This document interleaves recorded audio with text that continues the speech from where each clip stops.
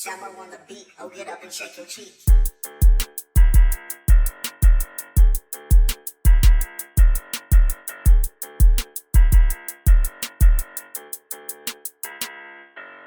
Hello and welcome to the Meadows Open. Abel Carrillo here, along with Anthony Espeline. What's up, guys?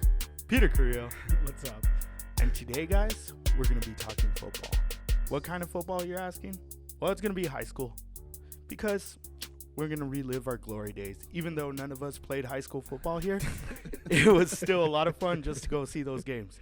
And like Peter and I, we actually were brought up with high school football with Dad, right? Yeah, we used to go all the time. We used to always go to Coronado games. The My dad had this like image that we were gonna be T-Birds and all. Yeah. And then he moved us into Franklin District. Yeah, but well, like when we were, I think Franklin was maybe like a year or two old when we would go to like the Coronado football games, and Franklin had just built the school when we were what, like 6-7 years old, something like that. Yes. Yeah, it was. I mean, well, I don't know. We'll talk about that. We're talking about Franklin. Yeah. So today's guest, we actually have the legendary Coach Tony Grijalva in studio. Coach, how are you doing over there? I'm doing great. Thanks for the invite. Looking forward to it. Oh, man. We were excited because, I mean, we've been wanting to get you on the show. Last year we wanted to get you on, and then there was this thing called the pandemic, and then it just, like, unfortunately, like, it just totally messed up, like, all our plans and everything. Pretty So, much. Yeah. but yeah, we're here in studio, and Peter, I don't know. How can I say this? I'm not even gonna go to Peter. But anyways, no. I was gonna ask you something, and then I was like, nah. Let's forget it. Let's just dive it right in. So, Coach, let's start off a little bit with your career, how you got into the coaching game and everything, because you've been around forever, right? It certainly seems that way. And I started teaching back in, I think it's 1974, something like that. 1974. I was I started in elementary school. I worked my way up the old-fashioned way. You hardly see that anymore. You know, sometimes that it would irk me to see young, I call them kids, but young prospects out of college, they want to coach and they jump straight to high school. Yeah. But that's the norm right now. But back then, that wasn't the norm. They gave you a place to start, and then you had to work your way up. So anyway, I spent 3 years at Alamo, and then I moved to 3 years at Putnam. And then during that time, this is how far back it was, we actually had competitive teams in elementary school. We had football, we had basketball, and we had track. Yeah. And it was boys and girls, and so I mean there was only one person in charge. That was me. So I was the head coach, offensive coordinator, defensive coordinator, trainer, medic, all that good stuff. But it was fun. It really was. It was fun. And then by the time I got to Putnam, they did away with that program, and then they put in what they would call intramurals, after school intramurals. So I wasn't really too crazy about that. Yeah.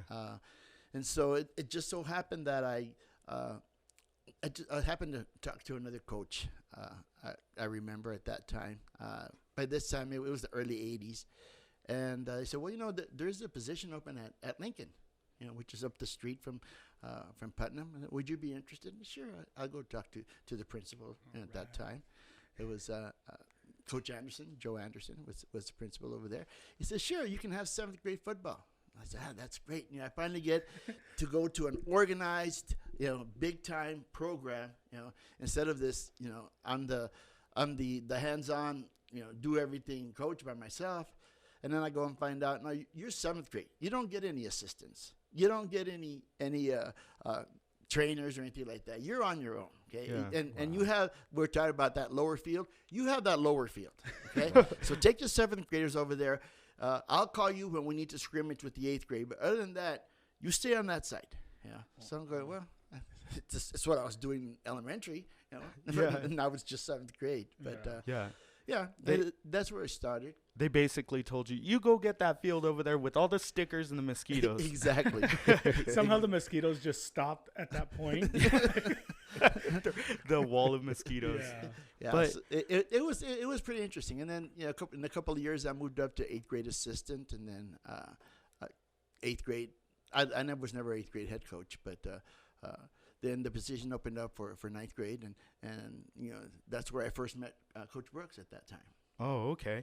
Yeah, so one of the reasons we wanted to get you in studio is because of the passing of Coach Brooks. A legend. Oh, like, definitely. Without a doubt, one of the most famous coaches here in the borderland. I was actually telling Anthony because he's not much of a high school football fan.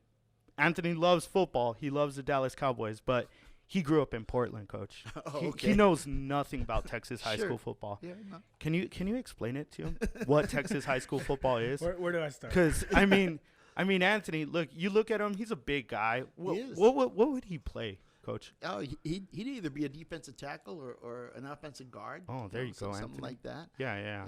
All right. Yeah. Coach, I think he could be an assistant coach because Anthony's very thorough on anything. We did a draft party one time, and he had our names, like he had our sections. Uh-huh. He had stats of like the prospects that were There coming you up, go. and it was so. I don't think Anthony would be a player, really. Yeah. I think he'd be more of like General this- manager. Huh? Yeah, he kind of looks like Patricia.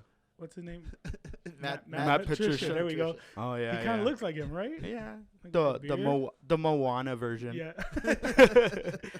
No, but yeah. So, explain to Anthony what Texas high school football is all about. It's quite a bit different, and I had to learn too along the way. In coaching and coaching the kids here in El Paso, and then the opportunities that we had to go play in the Permian Basin at Midland Lee, Lubbock, Monterey.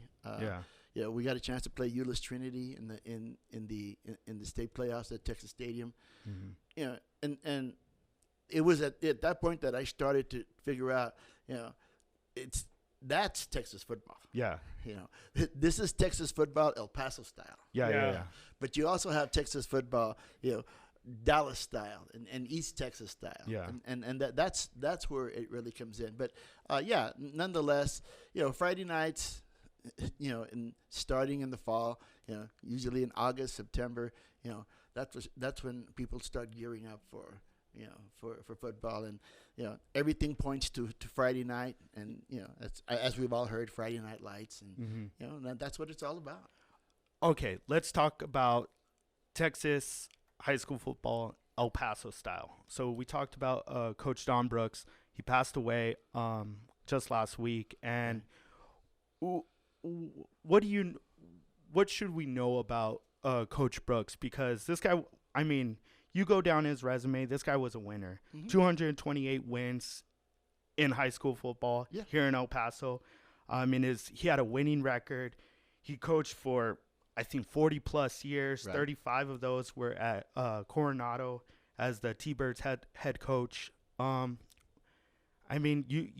alluded to, like, you had worked with Don Brooks early in your career. Sure. What are some of those memories that you have of him, and what more can you tell us about him? Well, to me, a lot of people think that, we were rivals because I was at Franklin and he was at Coronado. But actually, he hired me first. He gave me the opportunity to get into coaching football. If it wasn't for him, I don't know what I would have done. But, Coach Brooks, yes, he was. He was a fantastic football coach. Him and Coach Quarles, they made a great pair. They worked well together. And, that's where I learned about, working as a team. But, going back to Coach Brooks, he was a better man to me than he was a football coach. And some of the things that I learned from him, he wouldn't sit down and tell me about him. He would set by example. And those are qualities that Coach Brooks had that are hard. I'm sure there's other individual coaches that have the same type of qualities, but I don't know. To me, Coach Brooks was just different in that way. Mm-hmm. What was the year that you started coaching there at Lincoln? I started at Lincoln in probably 80, 81. Okay, because the reason I asked this, because in 1979 they had that quarterfinal run. Coronado was a powerhouse. They went to the quarterfinals in the state playoffs, and I was just thinking, like, was there ever a time that Coach Brooks would come down to Lincoln? Because back in the day, Lincoln was the feeder into Coronado. Exactly. Was there ever a time Coach Brooks would come to Lincoln and, hey, Coach, how's it going here? And then maybe who are some of the players to be looking out for, or, Sure. All the time. Let me tell you a story about how this all started. The ninth grade football position came open at Lincoln. And back at that time, Paul Strelzin was the principal. Oh, okay. God rest his soul. And if you know Paul Strelzin, he had a very strong personality. Yes. And very few people told Paul Strelzin what to do. So anyway, so Mr. Strelzin calls me in his office, and he asked me, do you want the position of ninth grade football coach at Lincoln? I said, sure. He said, are you going to win? And he goes, I'll try. And he looks at me and he says, he scared me. I was gonna run out of the room. Yeah. Don't tell me you're gonna try. You tell me you're gonna do it. Okay. I don't need people to come in here to try. Yes, sir. I'm gonna do it.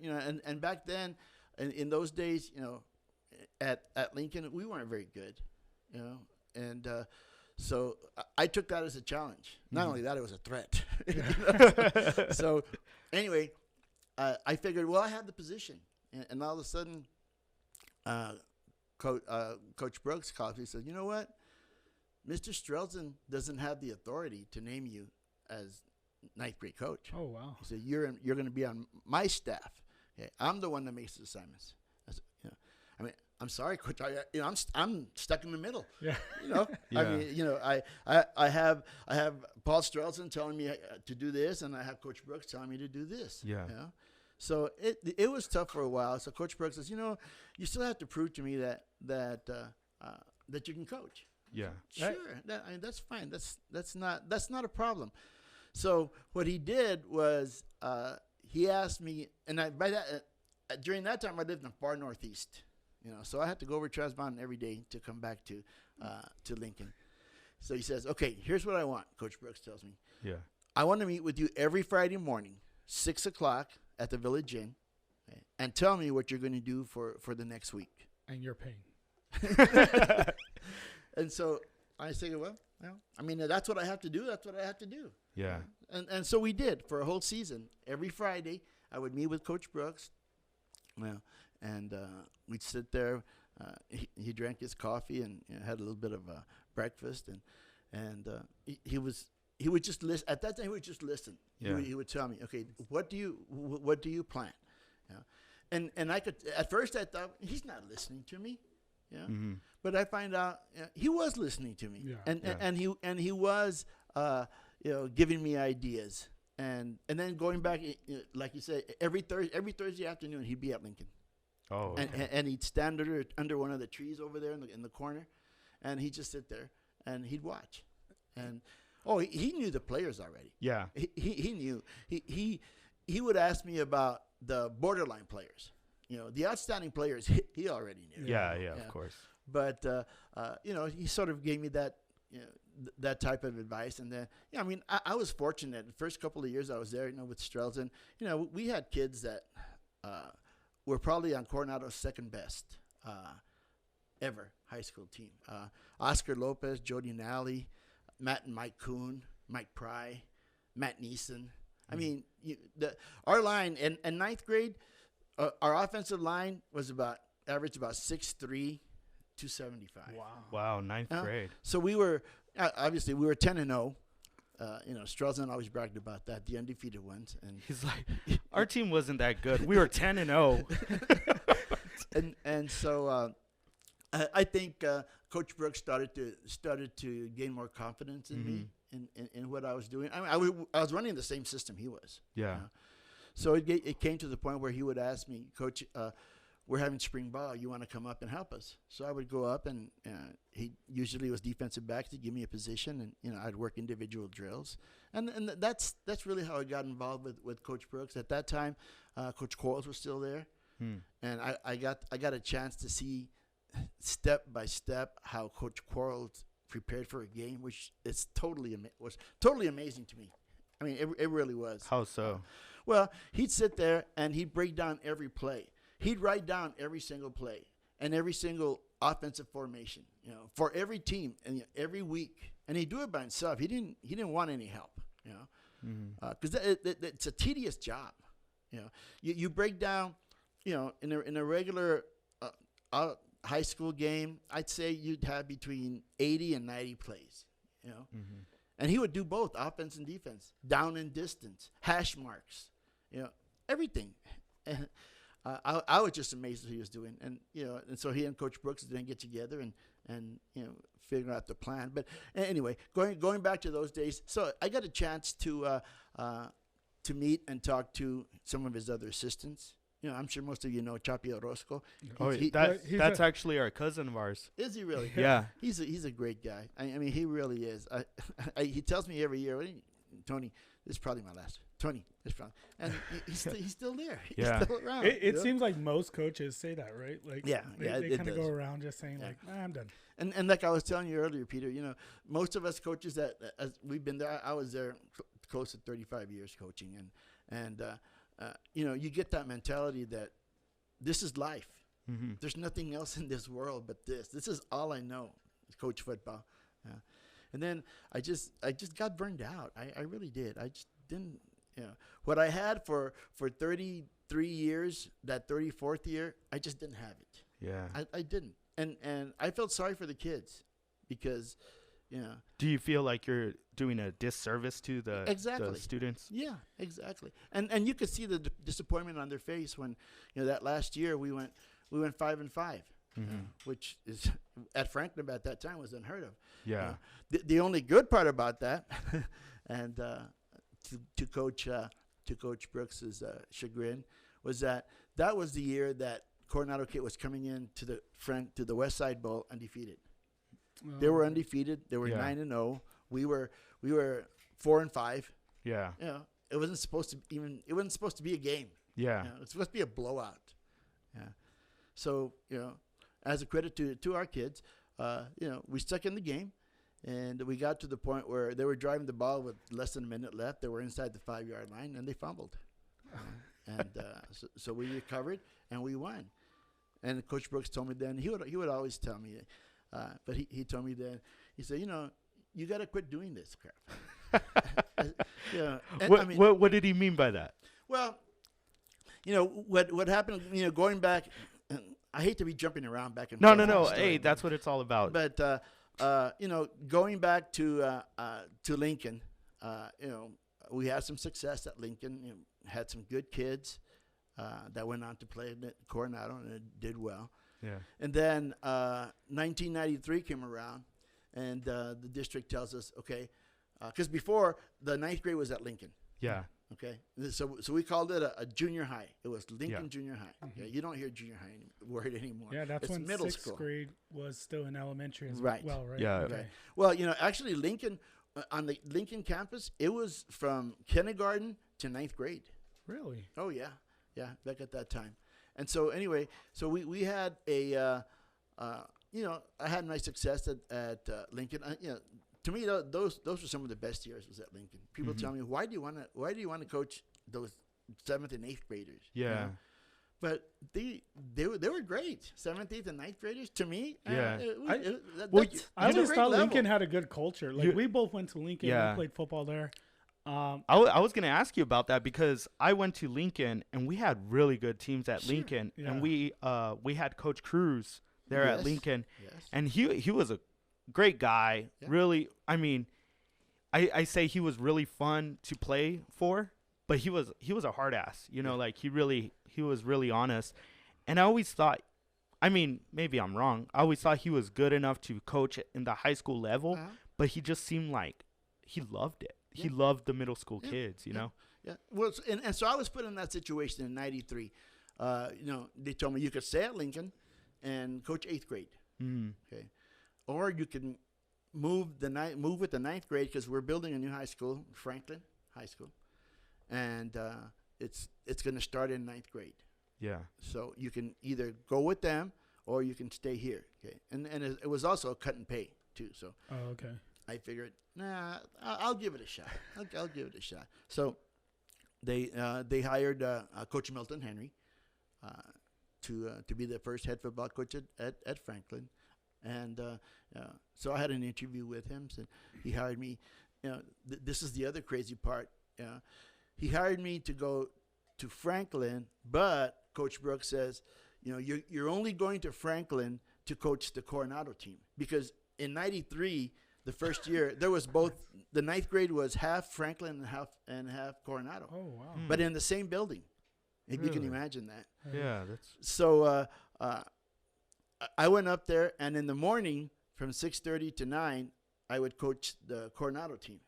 Okay. And at 2:30 to 5, whatever, I would coach the Franklin team. Okay. Which, when we first started, it was more or less the same type of philosophy. It was different terms, different terminology, which made it a little bit difficult. But it was still like the I formation. So, that part of it. The defense was pretty much the same. What sideline would you be on during a game? No, well, actually, you're in the end zone. Just actually, that year Franklin did not play Coronado. oh, okay. I was just. We didn't play. yeah, that's But- interesting. You see, though. I never do that. But so after the students finished their freshman year, okay, then the Coronado kids went to Coronado, Yeah. to the building, and the Franklin kids stayed at Franklin. So then the players were given an option: you can go to Coronado or you can stay here at Franklin. Oh, Well, I wow. was given the same option. Mhm. Coach Brooks had told me that he expected me to go to Coronado, but I figured, well, it's a newer school, and it was just by choice. And you know what? I'm going to stay at Franklin. Kind of find your own path as well. Yeah. That's interesting, because I've always wondered about that. Like, because Coronado was the team of the West Side, Yeah. and then out of nowhere, Franklin came up, and I always wondered. It seemed like all of a sudden Franklin just took all the talent. How did that happen, Coach? Because I mean, you're basically split down the middle. How does one? I mean, Well, would you say like the neighborhoods that fed into Coronado were older neighborhoods, so the kids had already kind of been was out, that and the the case? Yeah. newer houses were being built around Franklin? I think part of the problem was the problem started with that class that started in the same building when they were given the option. Because as soon as they were given the option, then they had to give the option for the following year and the year after, and you couldn't just limit it to that year. Yeah. I'm talking about the school district itself. Yeah. But I mean, what I found as I got further along at Franklin, what I found is that, like you're right, Peter, the older established families whose parents were Coronado graduates wanted their kids to go to Coronado. Okay, the families that were moving in to that Franklin area at that time, when it was developed, the area was developing, were from other parts of town or out of state. They wanted to stay at Franklin. So that's pretty much how it started. That's interesting. I'm intrigued about that ninth grade team. Like I was split in two. Yeah. That's, Well, it's kind of like a red shirt. Your red shirt. Well, 'cause did you play games against other schools? Oh yeah, no, we played a regular schedule, except Okay, for we it didn't was play ju- each you other. wouldn't play each other. Yeah. that's funny, because it kind of reminds me of when I was in middle school again. Back in the day, it was Moorhead, Lincoln, and Ornado. And Moorhead was going to go to Coronado. And then Ornado was going to go to Franklin. And then Lincoln was split right down the middle. Yeah. I remember that last year, a lot of my friends ended up going to Coronado, and then I went to Franklin. But it was just one of those, like, like in high school, you're going to be playing against your buds that you were on the same team with just a couple of years ago. It's very interesting. And that's what makes the West Side Bowl more intriguing. Yeah. Because really, and like I said, people that I talked to afterwards, would ask me about, my relationship with Coach Brooks, since we were rivals. And, I mean, that's competitive on the field stuff. Yeah. And Coach Brooks and I felt Coach Brooks and I were the best friends. And we still are, we still were until this last, until now. I was fortunate enough to be elected into El Paso Athletic Hall of Fame last year. And I just remember Coach Brooks was there at the meetings, and when my nomination came up, and then the House or the floor asked for, are there any other comments? Coach Brooks would always stand up for me. He would always stand up for me, because I remember last year before he got really sick, he stood up and he said, I'm really glad that Coach Grijalva retired, because we got a chance to win some games after he retired. I was a head coach for 7 years, and in those 7 years, we lost to Coronado once. Mm-hmm. And since Franklin opened up until the time that I retired in 2006, Franklin was 10-2. Yeah. And then after that time, I think Coronado won 3 in a row. Yeah. So it's a great rivalry. No, yeah, definitely. But I was thinking, you were there for 7 years as the head coach. Right. But it seems like Coach Grijalva was there for like 10, 15 years. Well, we talked about this before the show, that he was there when I was there and when you were there too, right? So I think like in high school, when you get into it, everybody that's there, you assume they were there forever before and forever after. And then you always connect certain coaches to your certain time. teams, Like to this day, well, it's a little different, but like Coach Chuck Felice, I would always connect him to like Montwood and Del Valle. Those are like the two teams I would always connect him to. And then, I know they had Jesse Perales and everything, but I would always still like see Del Valle and I'm like, oh, that's Chuck Felice's team, like it's just funny that you were only there for 7 years. And well, I was there for 14. No, but as a head coach for 7. But like you bring up Chuck Felice. Chuck Felice started under Coach Work. He was at Riverside before his career went off. So to me, to be honest with you, it's all about who you surround yourself with. I've been very fortunate to be in this situation to where I had a chance to watch and learn from Coach Quarles and Coach Brooks. Because to me, here in the city of El Paso and in the surrounding area, these are coaches, like Coach Sepkowitz, Coach Shaw, Tony Shaw at Irvin, those kinds of coaches. They're the old Coach Work. They're the old school coaches when things were done, in a different way. Yeah. Now it's different. So. Yeah, that's why I enjoy now, calling football games and being up there in the press box and then just watching the evolution of how things have changed. Because they have changed in different aspects. I was telling Peter, when we first started, I remember the first year that we started at Franklin, when we broke down film, we had to do. Our defensive coordinator took on the chalkboard. Took a piece of chalk and was writing every play on the chalkboard all the way across, all the way around the room, because that's how we broke down. That's how we broke down film. And it got a little bit better, but today, you just input the film into Huddle and then filter it any way you name it first. You got to label it first, and then name it any way you want, and then it does everything for you. It saves like about 4 hours of work. And then you airdrop the plays to your players, and then they look at it. And exactly. Well, even the trading films before, we used to trade VHS. Yes. So after the Coronado game was always the last game of the season. Coaches all giving Disney tapes and everything to the other team. They're like, "What is it, Little Mermaid? What we had to actually travel.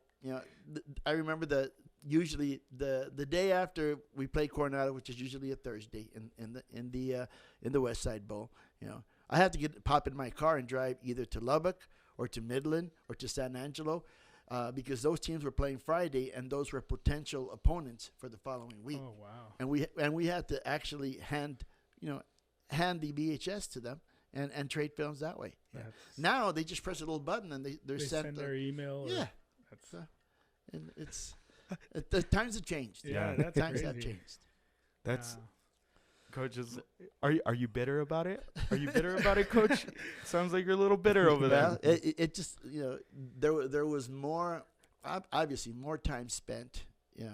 I mean, the bottom line is, if you're not prepared, if you're not prepared to play a football game, as a coach, then your players are not going to be prepared. Yeah. And then, it doesn't do much good. But going back to Coach Brooks, one thing that I always envied about Coach Brooks is he could yell and scream at any player for doing something wrong, and then I would see him, after practice in the locker room, I'd see him there talking to that same player, and trying to why he got on exactly, yeah, exactly, and instead of just saying just because I said so. Yeah, I never heard him say because I said so. Yeah, it was always to explain himself to that individual, and I think that's what made Coach Brooks so popular and so well liked, because he had that quality. Yeah. I have a story. Coach Brooks, one time I went to a Carroll game. This was right before the pandemic, the year before. And Abel and I used to just go to games and take pictures and videos for who we were working for at the time. And I was walking up. I was done. I'm like, I'm going to enjoy the game now. So I'm walking up, and I see Coach Brooks sitting there by himself, nobody around him. And he was just like enjoying the game, watching Carroll play. And I'm like, hey, how's it going, Coach? And he's like, good. I'm like, it's a nice night, right? And then, I kind of sat next to him, and then he just started talking. We weren't talking about football, though. We were talking about, like, food and everything. And it was like, I'm like, oh, man. I think it was a pretty close game or something from what I recall. But he was just like, oh, man, they're killing us. And then he'd be like, I could go for, like, food. He started talking about food again. And he was just real easy going. Oh, he always was. But then he'll throw in his little tidbits about, we're getting beat on the outside or whatever. Yeah. So I really do just think he enjoyed football for what it was. Did. Like, he actually took that time, especially in his older age. He was there seeing his son coach, and obviously probably critical about it too. I'm sure. Doing this wrong, I'm sure he and Scott had some had some conversations. So I just thought that was funny to have that. Here I am sitting down to, like you said, a high school coach here, legendary coach, and we're just hanging out basically. And it was weird that he was by himself, and he, sometimes there's like the people who will sit down and talk nothing but football, but we were just hanging out talking about popcorn, hot dogs. Yeah, that was kind of funny. I was gonna ask you, Coach.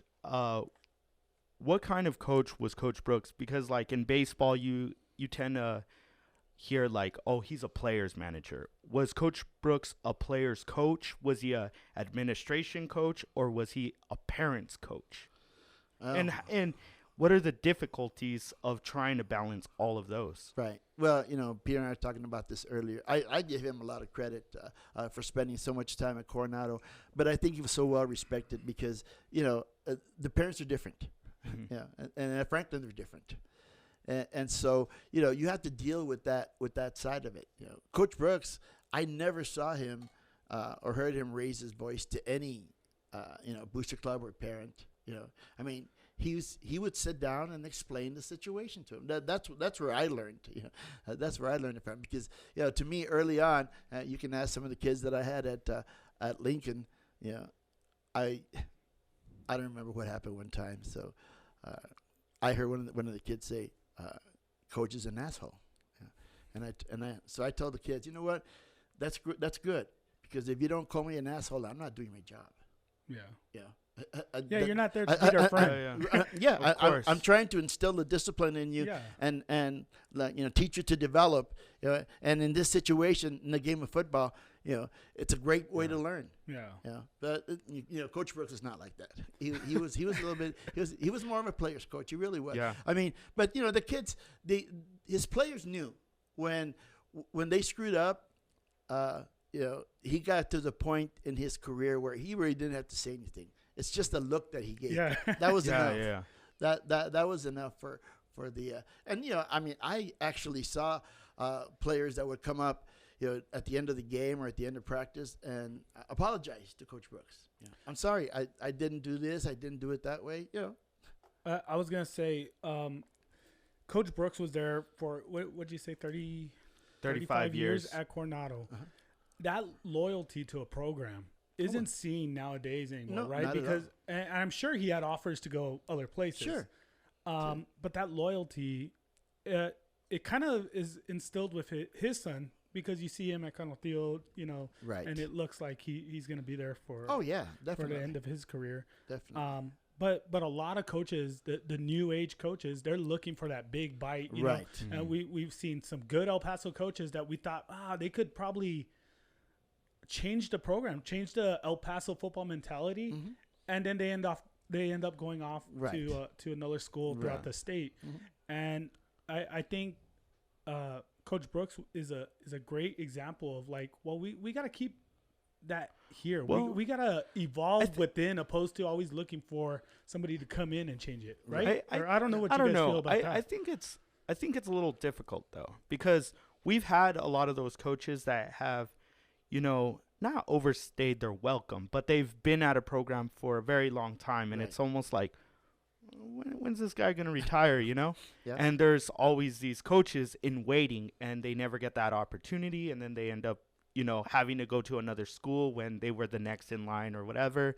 But like I think of Coach Perales, right? Yeah. He had the opportunity to go out of town, and he took it.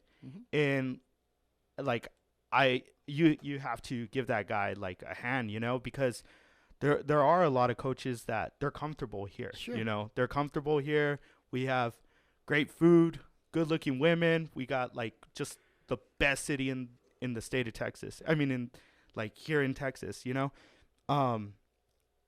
but I don't know. It's kind of one of those. I don't know what you think of it, Coach. I'm all for the loyalty. I don't know what Coach thinks, but Yeah, one of the things that influenced Coach Brooks was, Coach Brooks started at Moorhead, and then he moved up to Coronado with Coach Quarles, and they had some fantastic seasons when Coach Quarles was the head coach, successful.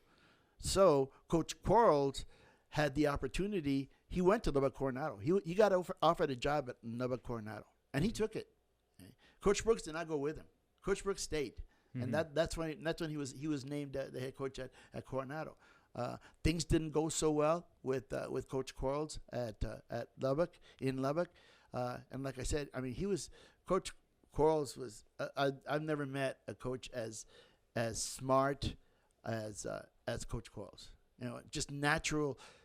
He could look at a picture and tell you what defense is being run, and those types of things. It was just amazing to me. But anyway, so Coach Quarles, because you go east of here, and they don't give you lifetime contracts, like they do here. Yeah. There was a time here where there was no movement at all as far as high school coaches. But anyway, so Coach Quarles came back, and of course Coach Brooks, the first thing he did, he hired him. You can't let something like this get away. So he hired him for a few years, and Coach Quarles and Coach Brooks worked together really well. I just remember going back, when talking about the movement at high school. It's getting better. Well, I don't know if it's better, but there was a time when once you became head coach, there was no way that you get fired here in El Paso. Yeah. None. I mean, you were there. You can stay as long as you want, and nothing was going to happen. Yeah. And I remember, again, going back to Mr. Strelzin, you guys know how he was. Yeah. He went and called, I don't remember, one of the reporters for the Post or the Times, I don't know. And he said, he told them that they needed to write a story about me because I'm waiting to move up, but there's nowhere to go. And my wife still has that press clipping for that. And yeah, at that time, that's what it looked like. I was going to stay at Lincoln for the rest of my life.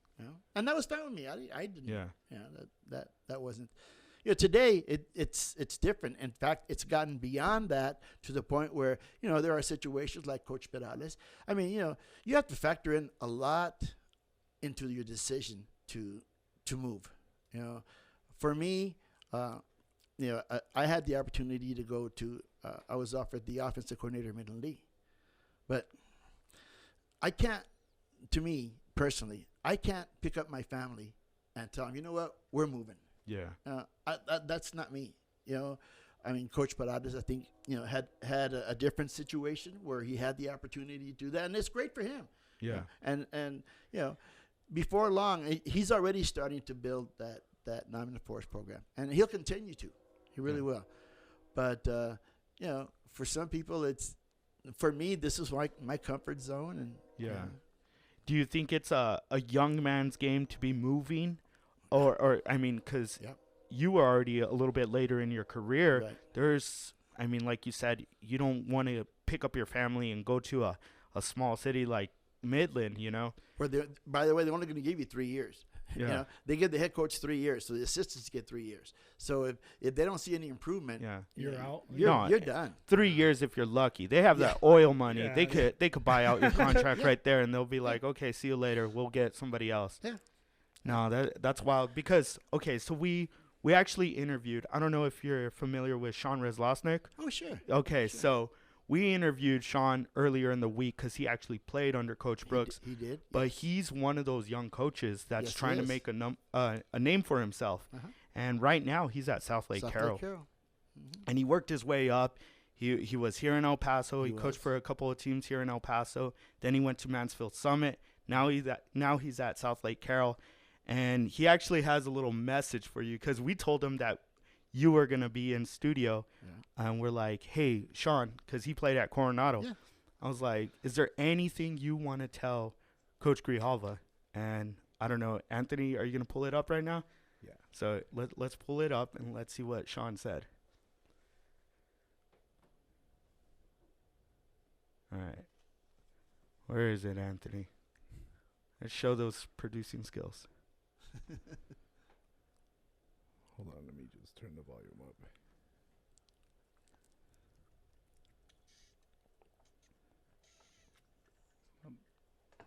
You got it? Hold on. Why is it not playing? This is a new this new is segment for us. Yeah, this is new technology, Anthony. Come on, Anthony. Here we go. Okay, I got it. All right. We're going to have Coach Grijalva on the show this weekend. Actually, we're going to put this little segment right after we talk with Coach Grijalva. Any words for Coach Grijalva that you have for him? Hey, he probably doesn't remember me, but Oh, I'm sure he does. well, all I've got to say about Tony Grijalva is that he's very welcome for us giving him his retirement gift in the form of beating the T-Birds one last time before he retired. That was out of the kindness of our hearts. Oh, okay. No, so Sean said it. He gave you a gift. Did you That's accept what it? Coach Brooks said that. But he said the same thing to me, by the way. Oh, so he actually told all his players that probably. So, like you were talking about earlier in the interview that that was a good team that he was on. Oh, they were loaded. That was one of the top teams. I remember because I actually played with a lot of those guys. I was joking with Sean that my 8th grade year, because he's like, I don't know if he remembers me. And then I told Sean, like, you know what's funny is I'm sure Coach remembers you because he remembers me. And I don't even know how the hell he remembers me. And he's like, it's that football. And I was like, dude, I didn't even play high school football. And then he's like, yeah, but he would go to, like, the middle school games. I played at Lincoln, and I remember the first time I had ever seen Coach Grijalva. Well, not had, like, the first time I've seen him, but, like, actually heard words coming out of his mouth was, we got our butts kicked to Ornado that last game of the season. We were undefeated at Lincoln, and we lost, like, 28-0. And then Coach Grijalva came to us, and then he gave us a little pep talk saying, like, hey, next year you're going to team up with a lot of these guys, blah, blah, blah. And we were just, like, bawling because we just got our butts handed to us, like 28-0. But, yeah, Sean was just like, he was just talking about how a lot of these coaches have these, I don't know, like These the memories. the memories of the players and everything. But I don't know. I thought it was really cool. Thinking back on that, and I'm sure talk to Coach Brooks. I saw an interview the other day, Coach Brooks, about when they were doing the scholarship thing. I don't know if you've seen that. And then they asked him, some player at the reunion asked him about something that happened like 30 years ago, and he said, "Yeah, Coach Brooks remembered that," and he went into detail on it. And then Coach Brooks says, well, I can remember what happened 30 years ago. You asked me what happened yesterday, I can't tell you. Yeah, and I'm pretty much the same way, you know. But yeah, because you know what? Because those are important memories, and I know, you know, most people think of it as, you know, you played in the West Side Bowl, you know, and you know, I had the opportunity to coach in 14 of them, you know. Wow.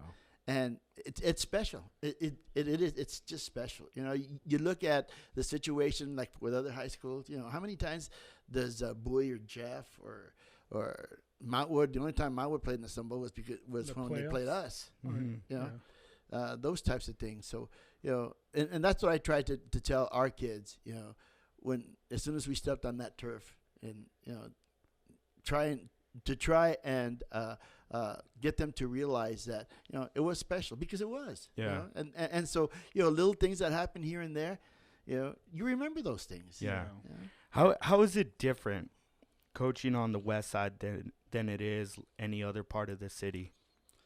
Well, I mean, for me personally, my biggest, how can I say it nicely? My biggest, I guess, regret was dealing with the parents. You know, it's just different. You know, you can go to different parts of town, and I've been to different parts of town where you know, if the head coach says, you know, we're going to give your son a shot, and you know, he's got to work hard, and if he works hard and improves, then you know, maybe we'll find a spot for him. You know? Here on this side of town, that's they don't. A lot of parents don't accept that. A lot more questioning from the parents. Yes, why? Yes, and so, you know, I had to, you know, before I sat down with during that parent conference, you know, I had to be really prepared. You know, and have notes, you know, that back me up on what we're going to do. You know, I mean, another funny story. I had a parent conference one time where it wasn't so much the kid, the student, it was the parents.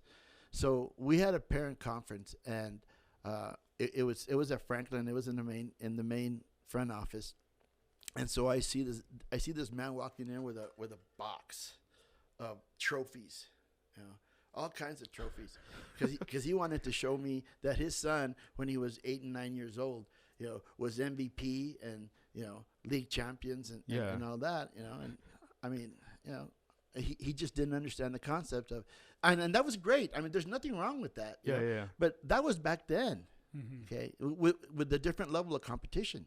Okay? Now, I try to explain to him. Now, it's a little bit different for him. You know? And he wasn't a bad player, but, you know. So anyway, he tells me.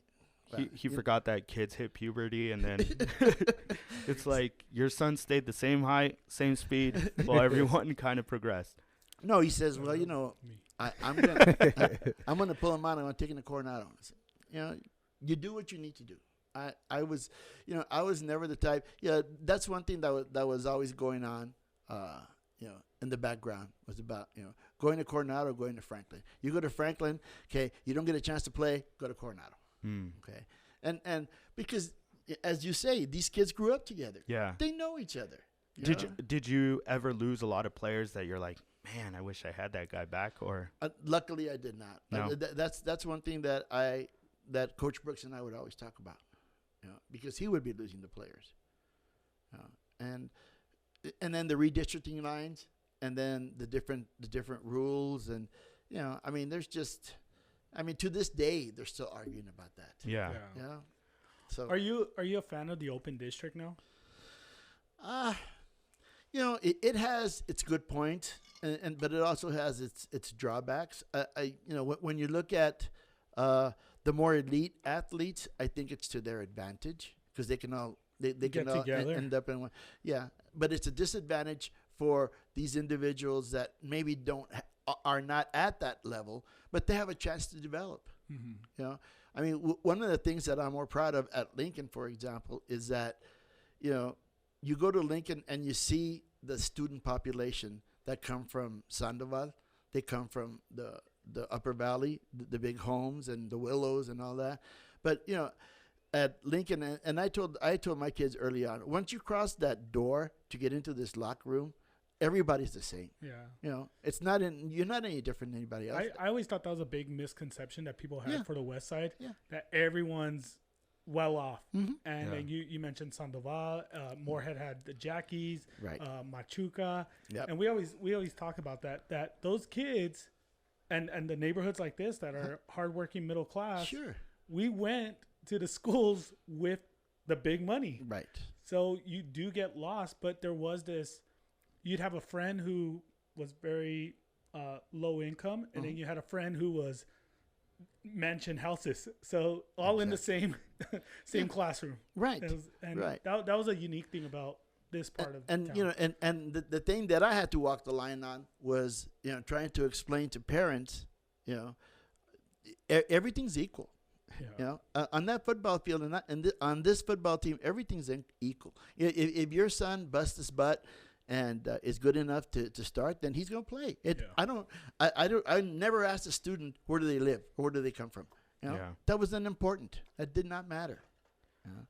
And I think that's what gave, to me, I think that's what gave some of these players that we had, at least the attitude to think that, well, it doesn't matter. Yeah. As long as you're on the football, on the same field, on the same team, then you're teammates. Yeah. But then you go outside of that, out to different places, and you can see where there is the discrepancy. What's one of your best memories, and what's one of your, I guess, harder memories in your coaching career? That it'd be hard to pinpoint just one. I remember the game that we had with Andrus. Andrus, they were always loaded. Coach Sepkowitz and his staff always did a great job, and it was I think it was either 01 or 02 with Chris Morrow and that group. And I know which one you're talking about. He blocked the extra point, right? And Carlos Barron blocked the extra point, and Chris just picked it up and ran it back the other way. Oh my God. Wow. Yeah. That we played with both of them when we were younger. Well, no, so I remember that game. I was in the stands. Again, my dad, he used to take us to all these games. Right. And I remember that game. They blocked the was it the extra point? And then It was the extra point. and then he ran it all the way, took it to the house, and oh man, the celebration was just amazing. It was, And what made it more difficult was we were down 21 points in that early on in that game. Wow. And we Robert Boggs, Quinn, we ran a hook and lateral, which hadn't been run in high school. I had never seen it in a while. Yeah. We figured this would be a good play to run against the type of the man defense that Andrus was running. yeah. The only thing that I mentioned to Jacob Quinn was, once you get the ball, you better run your ass into the end zone because they're going to catch it. Yeah. And he did. Yeah, and that play sort of broke their backs. And it would. I think it gave our team a lot more confidence going into the playoffs. Nice. We played Midland Lee at Bowie one year. I think that was 02, where we didn't have anywhere to play. Coronado was playing at Coronado on a Friday, so we didn't. So we called Coach Parchman at that time. They had just finished their third state championship that year, the last of Cedric Benson, and so we called Coach Parchman and said, are you willing to play on a Thursday? Because Coronado's playing Friday. He said, no, we ain't playing Thursday. He said, we want to play at the Sun Bowl. So we can't play at the Sun Bowl. The miners were there that week. Yeah. So you better find a pretty good. Coach Parchman, he had the power and the pull to say things like that. Yeah. When you're 3-time state champion, you can say in your crest anything you want. It don't matter. But anyway, so we ended up playing at Bowie, and I remember him saying something about playing so close to the border or whatever. I don't know. Anyway, we ended up beating him that time. We beat him 21-7. and the kids went crazy. Our kids went crazy. There's this story that every time the Midland League came to town, on the way out they'd stop at Cattleman's. Yeah, well, that night, Coach Parchman was so upset that he sent his coaches across the street to the Whataburger and gave the kids some Whataburger before they got on the bus to go home. I don't know how true that was. No Cattleman's this But yeah, there's some. There's some very, very fond memories of different teams. I've gotten to the point now where I try and think of, there's certain kids that stand out. Alex Torres stands out. Yeah. I mean, Scott Grantham, he stands out. Oh, yeah. Job Sanmon stands out. Yeah. There are Joey Frias stands out. Those are kids that help to drive the program because every one of those were leaders. Yeah. Yeah. I was gonna ask you about that. We'll jump around, but I was gonna ask you about your quarterbacks that you've had. I believe, hopefully I get this name right, Travis Magnan, right? Travis Magnan. You had Travis Magnan, then you had Joey Frias, Scott Grantham, Alex Torres. Right. That run of quarterbacks was just like wild. Yes. I mean that's what made our offense so effective, And when you get those good leaders, they were leaders first. Yeah. They were athletes, yes, but every one of those that you mentioned were leaders. And when I took over for Coach Henry, we ran Coach Brooks's philosophy to this day was smash mouth. You line up a fullback, you line up a tailback, you bring a tight end, put 2 tight ends if you need to. Okay, don't use a wide receiver, bring in another back, and go 3 backs in the backfield. And that was his philosophy, and it worked well. It worked well, and it worked well for us at Franklin for a while. But then we would go to Midland, and we'd face these monsters that it doesn't matter if we put 10 guys in the backfield, it wasn't going to do us any good. It wasn't doing us any good. So we figured, you know what? Well, to even the playing field a little bit, let's spread them out. Let's spread them out. That's when the spread was first coming up, and we were one of the first teams to try and figure that out. 3 receivers over here, 2 receivers over here. Get those linebackers out. Drop the safeties back. Now we only have to deal with 5, as opposed to deal with a 9-man front.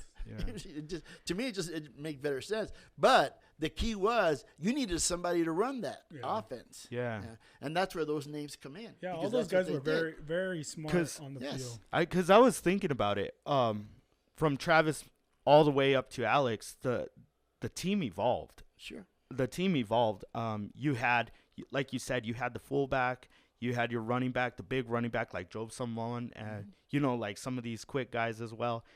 But when it got to Alex Torres, that year you guys, it was the quarterfinals, correct? Right. At Texas Stadium. Right.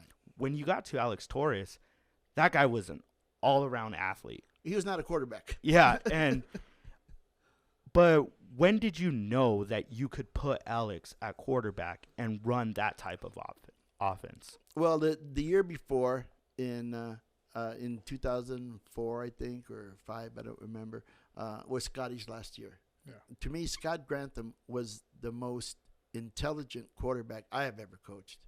We would sit together for hours and watch film, and it was because he asked, Coach, what do I look for? What do I look for? This and that, pre-snap reads, different coverages. I mean, he had it all, and then he had a strong arm, and he had that attitude. I remember one time we were playing Las Cruces, and he threw a pick, and instead of moping, how quarterbacks did, they throw a pick and then the guy's running back and they're over here crying.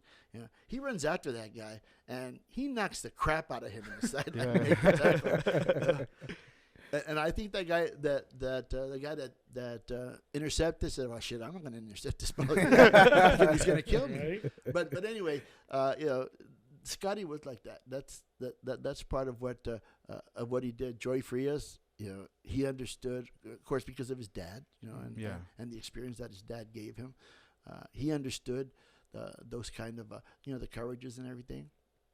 I thought at first, it would be an advantage to play our better players both ways, offensively and defensively. But we quit doing that after, you mentioned Nate Jackson. We were playing a playoff game against, it was in Artesia, against Lubbock, Monterey, I think. And Nathan played both ways. He was a cornerback, and then he was a wide receiver. And he was a great wide receiver, great hands, good speed. But, we got to the fourth quarter, and, we were down like 3 points. We had the ball at about the 20-yard line, something like that, I remember. Getting ready to score, but we were running out of time. We had no more timeouts. So we called the play when Nathan get into the end zone.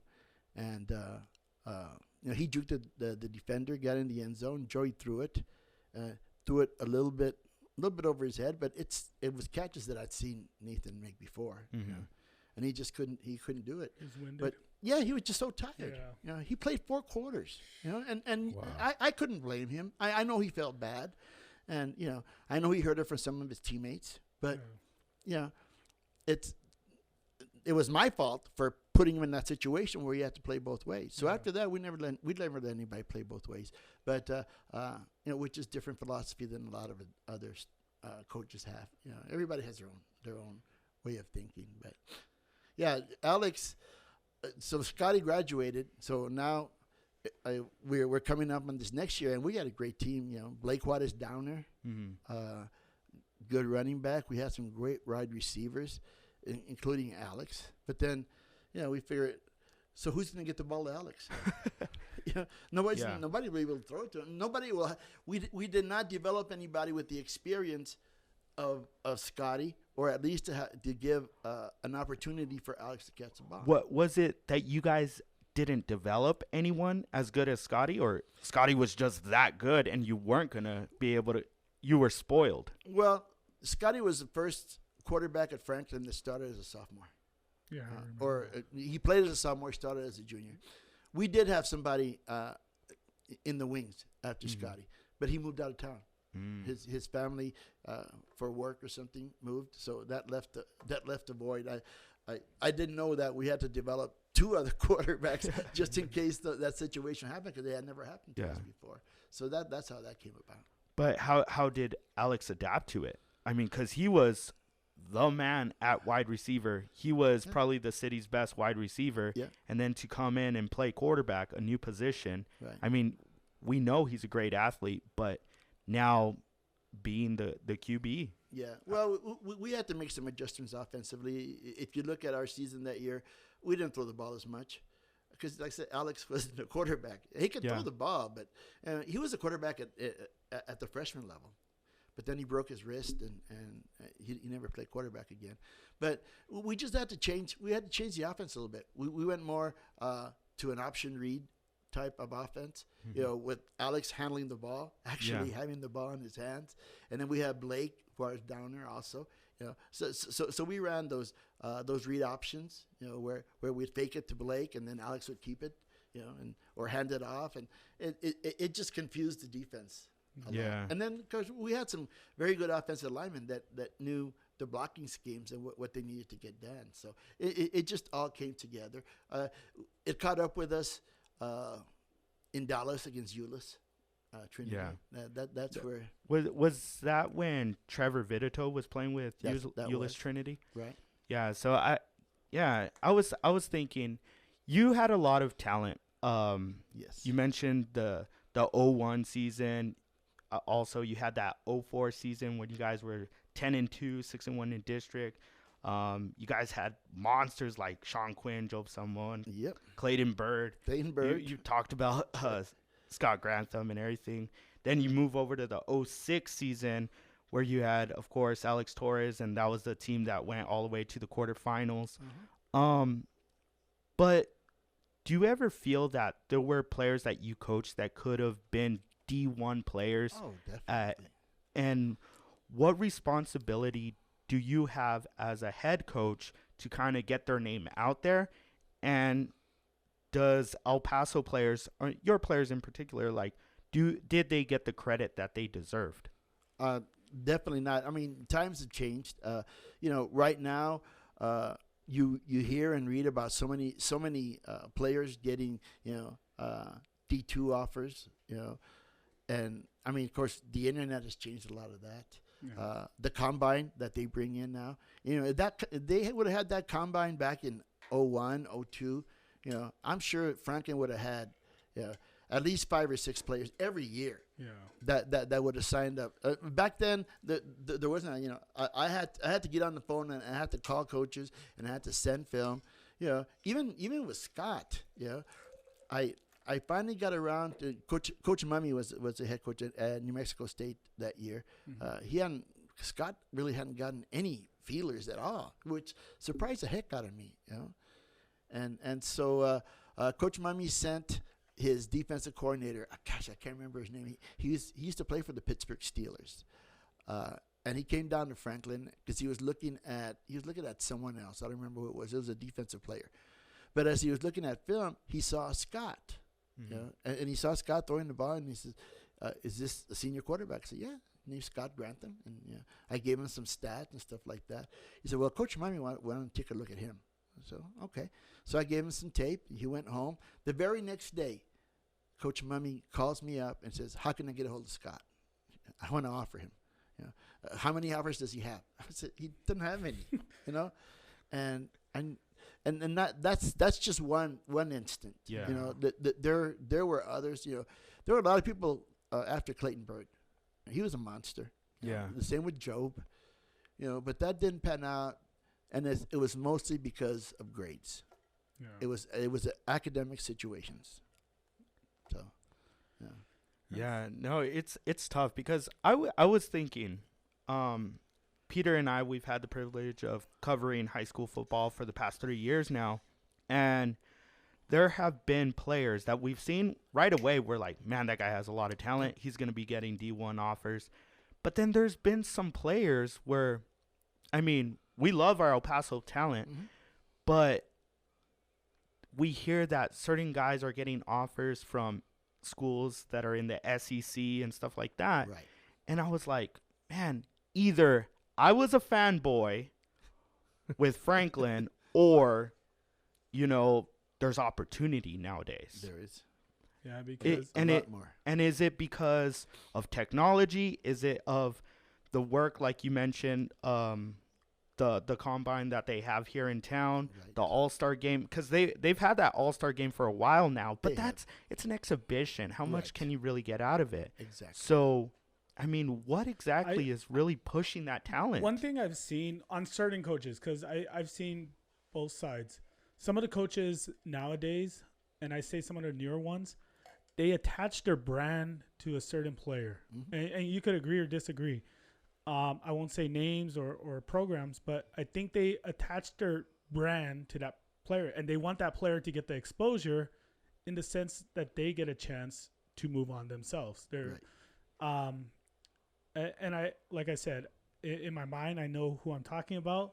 I won't say any programs, but that's one of the things is, Coach, if you had that mentality, like I need to, boost myself, right, you would start making the calls for, not saying you didn't make calls or anything for your players, but you'd kind of like, oh, this is the next great thing. You'd hype him up, even if he wasn't as good as maybe as some of the players you've had in the past. Right. And the situation back then, as you said, it is very different. There's guys like Chris Morrow.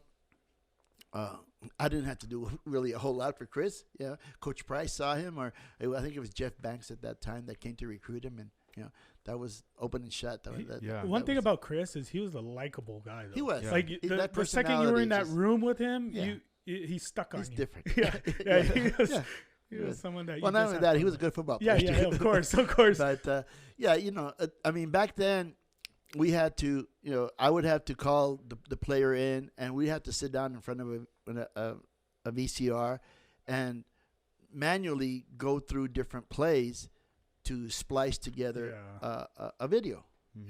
Now all you have to do is you can do it yourself on Huddle. You could get Anthony; he'll do it for you.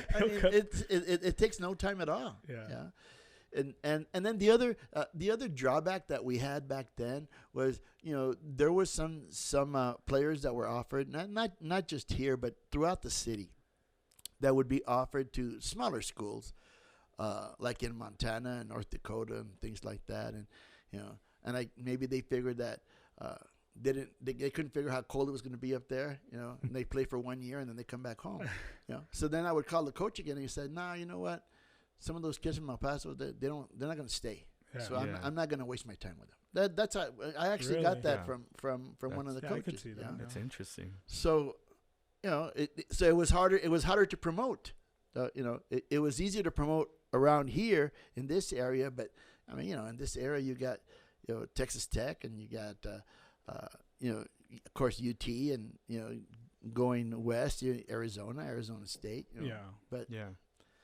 those programs that every program has their own targets. I mean, I think right now there's more coaches coming in.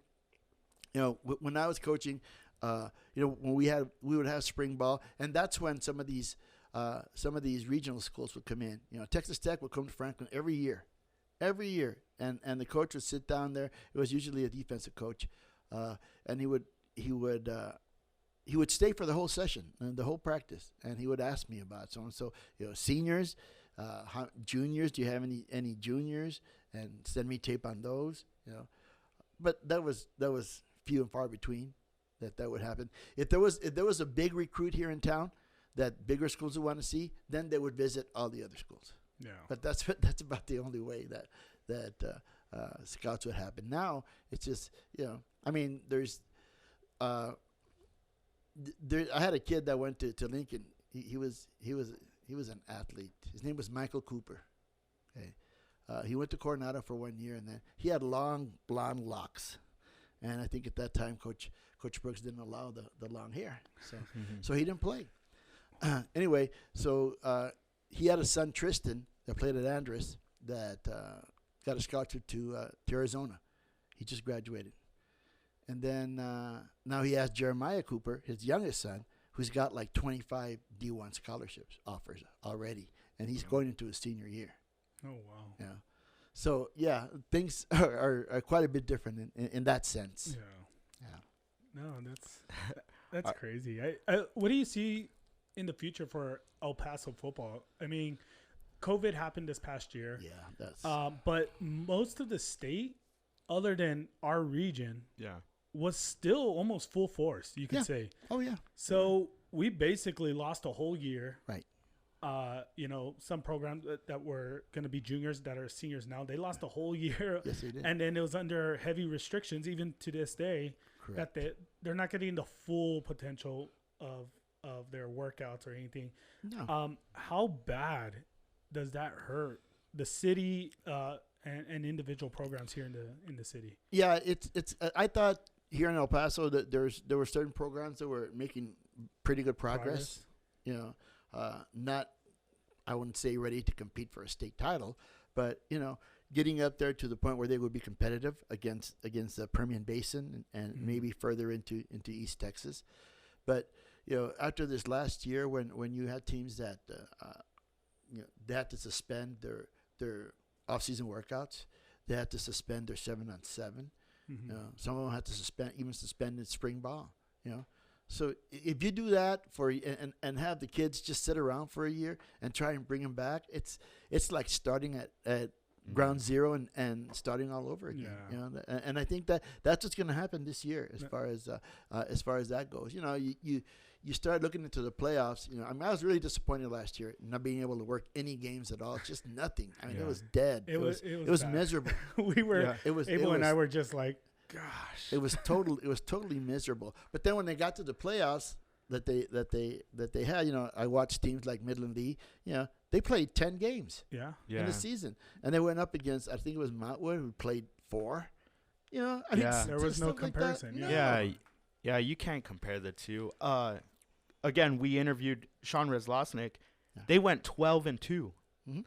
That's like a freaking college schedule they played. 12-2, and they had just finished up in late January their season. Right. That's college football right there. Oh yeah. It's quite a bit different. Yeah. I mean, Scott Grantham is the offensive coordinator of Flower Mound. Yeah, and they're on the lower tier in their district. Yeah. There's other players that Sayin Horner went to Los Fresnos with Coach Brown. Luis Camacho was at Midland Lee. He got a job in Seguin, I think. I mean those things are going to happen. But then some of them, when I talk to them, I say, Coach, you can't imagine the difference. Well, Of course, I can imagine. Yeah. They can't Yeah. because Yeah. they haven't seen that. Yeah, it's totally new. Yeah. All right. I'm going to be a little biased here. Again, we're West Side guys. We all grew up on the West Side. Does Franklin and Coronado and Canutillo now, they're West Side. Yeah. Do they get overlooked by the rest of the city? And is it because the rest of the city does not like the West Side? And I'll bring this up. No, and I'm kidding a little bit because we all worked in the high school football for what we were doing and everything, and we would do these polls every single week. And for some reason, Franklin would be undefeated, and they were the fourth best team, whereas like other teams that haven't had a winning season for like 4 years, all of a sudden they're like 5-0, and they get bumped up to like the number 2 team, the number 1 team, and it's like, I mean, come on, guys. Yeah. Like, let's be honest with ourselves. Well, I mean, you have to consider where the polls are coming from. Number one. Number two, the West Side, Franklin. Yeah, I mean, to me, you can't deny it. Franklin and Coronado have higher expectations than all the other programs. So if they're 4-0, but they played a down schedule, then to me that they're not considered It doesn't a prove their real strength. 4-0 team. Right. Yeah. And strength of schedule. I mean, I was always criticized because we always played in pre-district. We always went to Lubbock. We went to Midland. We went to different places instead of staying at home and trying to develop. Winning games. But anyway, the other thing is, the talent has shifted. It has shifted to the east. I would have a hard time. If I was coaching today, trying to adjust to the competition at Eastlake, and Americas was just starting when I retired. Yeah. So the only high school out there on the east side was Mountwood. And we had some battles. Yeah. Yeah, Mountwood used to. But now it just seems you look at some of the I look at some of the personnel like Eastlake. Eastlake has a lot of potential. Yeah. A lot. And so I think it just comes down to the strength of schedule. Do you feel on the Northeast? I was gonna jump to the Northeast. Okay, go. Parkland is the new hot item. Yeah. Andrus to me always has great receivers. Oh yeah, and so does Parkland. But I just feel like Andrus gets overlooked now. They do big time. I think they have trouble on the line at times. They have the speed. They have the hops,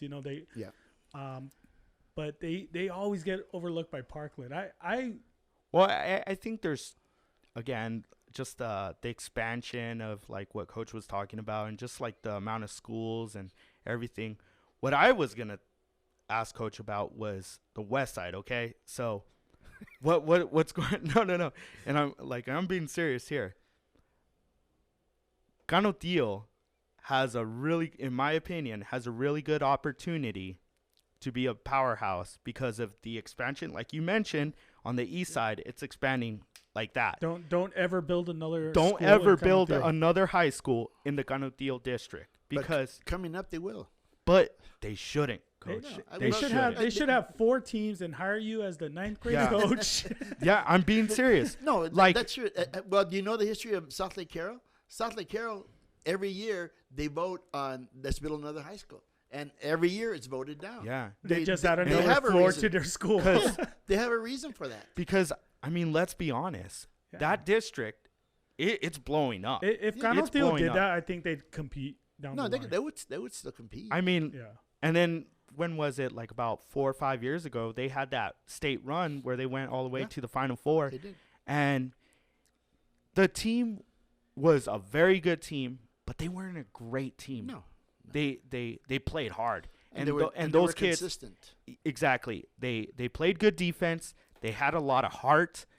But now you mix talent, and I think Canutillo could actually go places, but it's just we here in El Paso with all the districts that we have, Socorro, Isleta, EPISD, we hurt ourselves with all these schools that we have. It's like, well, I mean, just think back and imagine, 1993. If Franklin was never built, Coronado would have been. So then all these teams that we've had since '93 up until now, if you combine Franklin and Coronado together, I'd probably still be coaching. Yeah. I mean, you can't. You'd be in the $1 million range. Wow, it would be something else. But then on the other hand, it would also create other problems, and that's when the point comes up about open district. You would have the most elite athletes. They were the only one. They would be the only ones to have a chance, which is what's happening in Southlake, Carroll, anyway. Yeah. And Allen, and all those. That's why they are what they are. Yeah. So if you were the coach of Canutillo, would you be voting? Would you be telling your school board every single year, nope, vote it down, vote it down? Yeah, of course. I mean, and that's what happened. I know Coach Brooks, before Franklin was built, he opposed it, obviously. You take the Northeast, Coach Shaw, and one of the main reasons Coach Shaw retired was because they built Chapin. Yeah, he was always against it, and he said, well, if that happens, then I'll retire, and he did. So, all right, Coach, we want to know where the Black Swarm came from. When did that first start? Because there were a few times we were announcing games, we were calling Franklin games, and they would make good defensive plays, and we're like, hey, that's the Black Swarm right there. Is it coming back? But I remember the days you were coaching, and those defenses that you had were amazing. Like, they were awesome defenses. When did the Black Swarm first come about? Well, when we opened up Franklin High School, and Coach Milton Henry was the head coach, he brought a coach from Burgess named Bill Camille. And Coach Camille he ran the defense, and he was a really good coach. He really was. And we would sit there days and nights. I would coach the defensive backs. He would coach the linebackers. Coach Anderson had the defensive ends. Coach Ravelis had the defensive tackles, and we just all worked together. Coach Camille prepared for everything. We ran defenses in practice that we never once ran in a game. But that's how prepared he'd like to be. And he was also a motivator in the fact that he came up with the term Black Swarm because of our black uniforms that we got for the first year. And he would say, you need to swarm to the ball. We would defensive practice was always ended the last 5 or 10 minutes with running to the ball, and we didn't run against an offense. We just gave them a direction. The defense would line up, they'd buzz their feet, and then we tell them go this way, and they would practice their angles. The backside corner would be the last man to the ball or to the sideline, and then everybody else would run. And we just practiced over and over and over and over again. Until it got to the point where they knew it automatically. If we saw them on film on defense, somebody's standing around. Yeah. There's no reason for them to stand around. If the ball's going away from you, you don't sit and watch. Okay? You got to get into your pursuit angle. So it was just those kinds of things. We taught two gap defense, and basically that old saying, do your job. You cover this gap, you cover this gap. Everybody's there. You have a line read and a backfield read, and just practice it over and over and over again. Yeah. I think we're the only ones that still use that reference, though. The Black Swarm? The Black Swarm. Like, no, I we would call Franklin games, though. Yeah. It was always. I think they brought it up a few times. Yeah. Well, I mean, it's different, Coach Walker was hired, and his specialty was offense. And, I guess, I don't know. I wasn't there, but it seemed like they sort of didn't spend as much time defensively. Mm-hmm. For us, our forte was always defense. If we can play defense, we can beat anybody. Yeah, you guys had those players that would eat raw meat for a living. Yeah, true. It was funny when Coach was saying all the names, like Coach Ravelis. Getting yelled at by him. I played freshman ball, and then he was a character. I remember we'd practice at like 6 a.m, and it was like still dark. We'd be out special teams because I was small. Like I was a late bloomer, put it that way. You're gone special teams, and then you didn't see nothing. Yeah. And boom, get laid out. Those were my football experiences in high school. And I remember coach would come out and it was like, oh, you want to be noticed, right? Yeah. Like you're gonna get that one Rudy opportunity, and then and now it's funny because Yeah. we talk all the time. We've done broadcasting together. Yeah, yeah. Now he sees me and knows who I am. When I was a freshman, I was like this big. So that's kind of funny. Okay, Coach, did you have any Rudies on your team? Yeah, they're every year, every year we would have an individual that would, work his way. I mean, you have to instill the belief in the program. You know, of course, you have those elite athletes. Yeah. It doesn't matter to them. They're going to bust their butt anyway because that's what they do. That's all they know. Yeah. They have that aggression in them. Yeah. And then you have these little Peters that sort of, do I want to go? Do I want to stand up? No, I'll just sit back and wait. And then get run over and figure, oh shit, I better not sit back and wait anymore. Yeah. You learn that way or you don't. But then you see them as freshmen. I say, I don't know.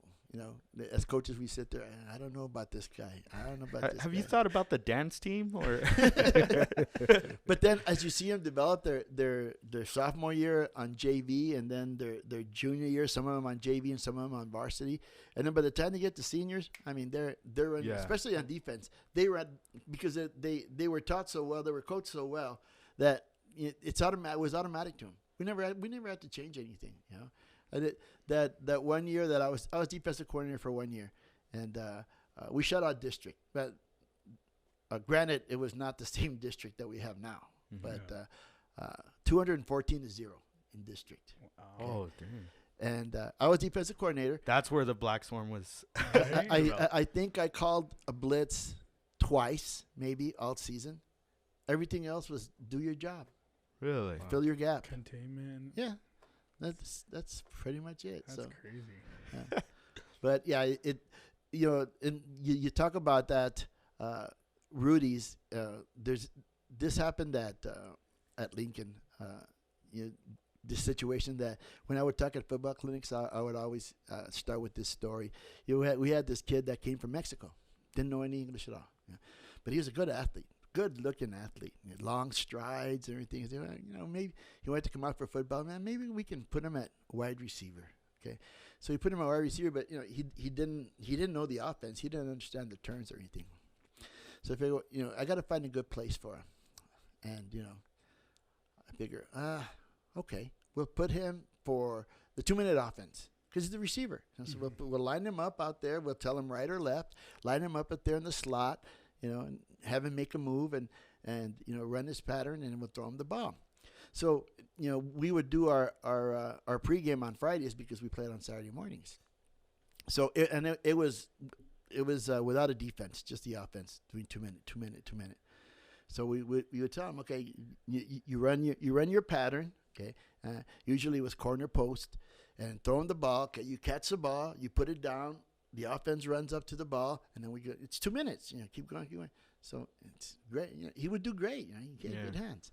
So then the situation came up. I think it was against Irvin, where it was before half, a little bit under 2 minutes, and I figured perfect time to put him in. I think his name was Ricardo. Perfect time for Ricardo. Get in there. 2 minutes. Yes, sir. So he runs out there and lines up and everything. The first play, he runs his pattern. He's wide open. He beat the safety. He's wide open. Quarterback throws him the ball. He catches the ball. He puts it down. and so everybody's yelling and screaming at him. What are you doing? So what? That's my fault. I only taught him to catch the ball and put it down because it's 2 minute offense. I didn't tell him to run in the end zone. If I would have told him to run in the end zone, then so it's not his fault. Yeah. So that was just a lesson that the whole team and myself learned about. You got to make sure you got to make sure that you give the details. Yeah, you can't assume they know it. Don't assume that they already know because they're at this level that they. And I think that's what helped me throughout my career. We always started, our spring ball or whatever from scratch on day one. Coach, we already know this. Well, you do it again. Mm-hmm. And I think that helped us a lot. as a program. That's funny. All right, Coach, you talked about that. I mean, you obviously retired, and there's life after football. Yes. 1, do you miss it? 2, what is it that you do after football? And 3, what would you have done if you never got into football? That's good. Good question. Let's start with the last one first because my memory's not too good. I just remember your last question. We'll go over the other ones a little bit later. He's got that football brain. But yeah, I one of the things that was to my advantage was I played in high school. I played basketball mostly at Austin, but I also played football, and so I was always sports oriented. That was just me, and so I figured when I go to college, I'd like to be a coach. So then they told me you have to major in health and PE and all this, and anyway, I got through that, and I was at an elementary school. I was fine at elementary school. I was getting a paycheck. Yeah. It was fun. I was doing football. I was my own boss. I called the offense. I called the defense. Life was great. Yeah. But then things evolve and everything, and you get to the point where I think it's more the competitive edge. Anybody that's sports minded, sports oriented, okay, can't tell me that you're not competitive. Yeah. You have to be.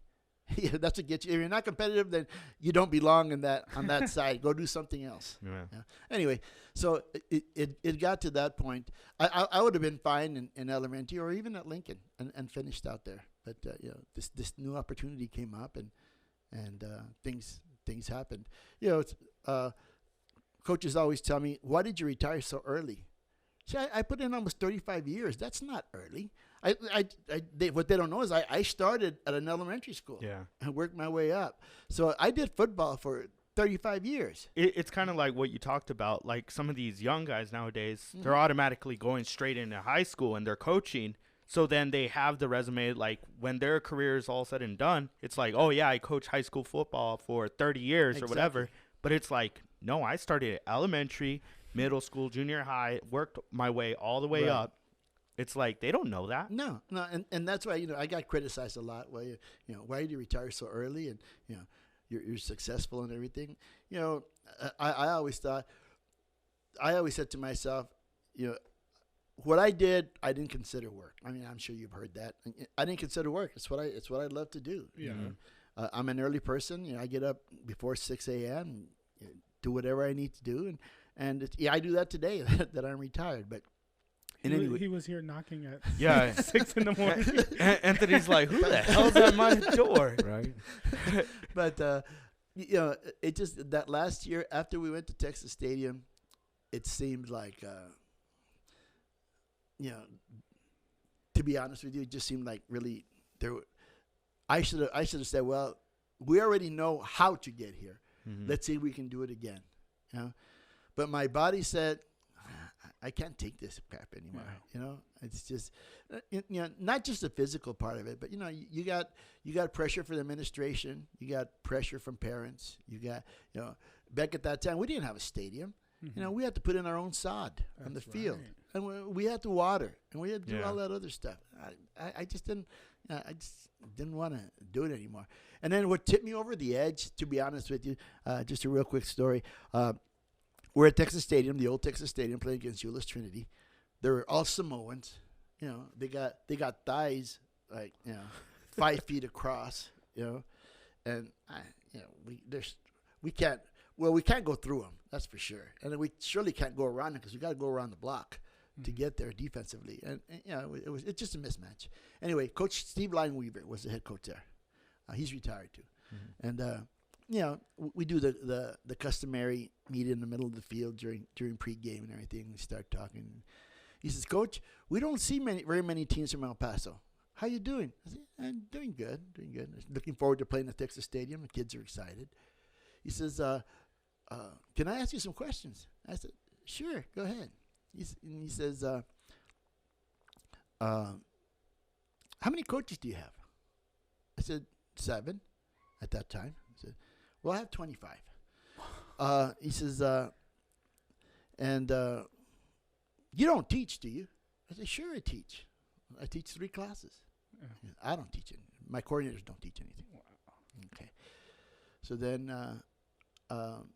he ends up by saying, you don't mind me asking, what's your salary? How much do you make a year? I said, I don't know, maybe 63, 64. He says, I make 105. And he puts his arm around me. He says, Coach, you're getting screwed. He told me. So to this day, I remember that very vividly. So I came home thinking, if I'm going to get screwed, I want to go do something else. Yeah. So anyway, I got this opportunity to work at Texas Tech at the Paul Foster School of Medicine. That's where I am now. Mm-hmm. I work as a trainer of what's called standardized patients. Okay. We just the doctors give us scenarios, symptoms to act out, so that the students can practice and that. Wow. And I've been doing that for 12 years. Yeah. And that's part time because the rest of the time, it's football. Yeah. You couldn't get away. That's it. That's it. Yeah. And I mean, and I enjoy what I'm doing. Steve Hill is the one that brought me into this. Back in the day. God rest his soul. He's. I started working with him. Well, I knew him when he was interviewing me when I was still coaching. Would you ever consider doing your own combine, the Tony Grijalva combine? I think you know what I did early on, but I think it's gotten to the point now where it's 14 years that I've been retired. Yeah. The name doesn't mean much. I would disagree. I don't know. It's like Abel said, you do tie in a name to a school. Yeah. And maybe because we're biased because we went to. Yeah. But I think you could ask a lot of people who were at. Yeah, I mean. Those were like the golden years of Franklin, at least. Yeah, it's one of those that, again, we know Coach Walker. We had the opportunity to call his games, and he's been great with us. We even traveled to Odessa, and, man, he loved that we took the drive to Odessa to cover his team. He's a great coach. I mean, he's a great guy. We love him. But at the same time, we don't connect Coach Walker with Franklin. We connect Coach Grijalva with Franklin. To me, Coach Walker is still the guy at Chapin, Yeah. It's very odd, but. Yeah, a lot of people have that same notion. I just, and people tell me, because people see me at Coronado all the time, because I was at Coronado yesterday for spring ball. Yeah. Because my defensive coordinator at Franklin is Coach Anderson, who's the head coach at Coronado. Mm-hmm. So that's where my ties are. And I feel, I just feel that when I retired, I assumed they asked me, who would you recommend to take over Franklin? So I gave them 2 names, both of my coordinators. Mm-hmm. I mean, they're the ones that have been with. They've been there since Coach Andy's that we started. Mm-hmm. You want to continue a tradition, then that's what you do. But whoever the powers that be decided to go a different route. So right away, Coach Brooks called Coach Anderson. Hey, come over, be my defensive coordinator, and he ran over there. And so I mean, that's a situation that happened. It's weird. So some of my coaches at Franklin are now at Coronado. Mm-hmm. And some of Coach Brooks's Coronado coaches are at Franklin, and they sort of did a little flip flop. Yeah. So, do you miss being an educator though? Oh yeah, that part of it. I mean, I still do that right now with medical students. Basically, it's what it is, or teaching the SPs.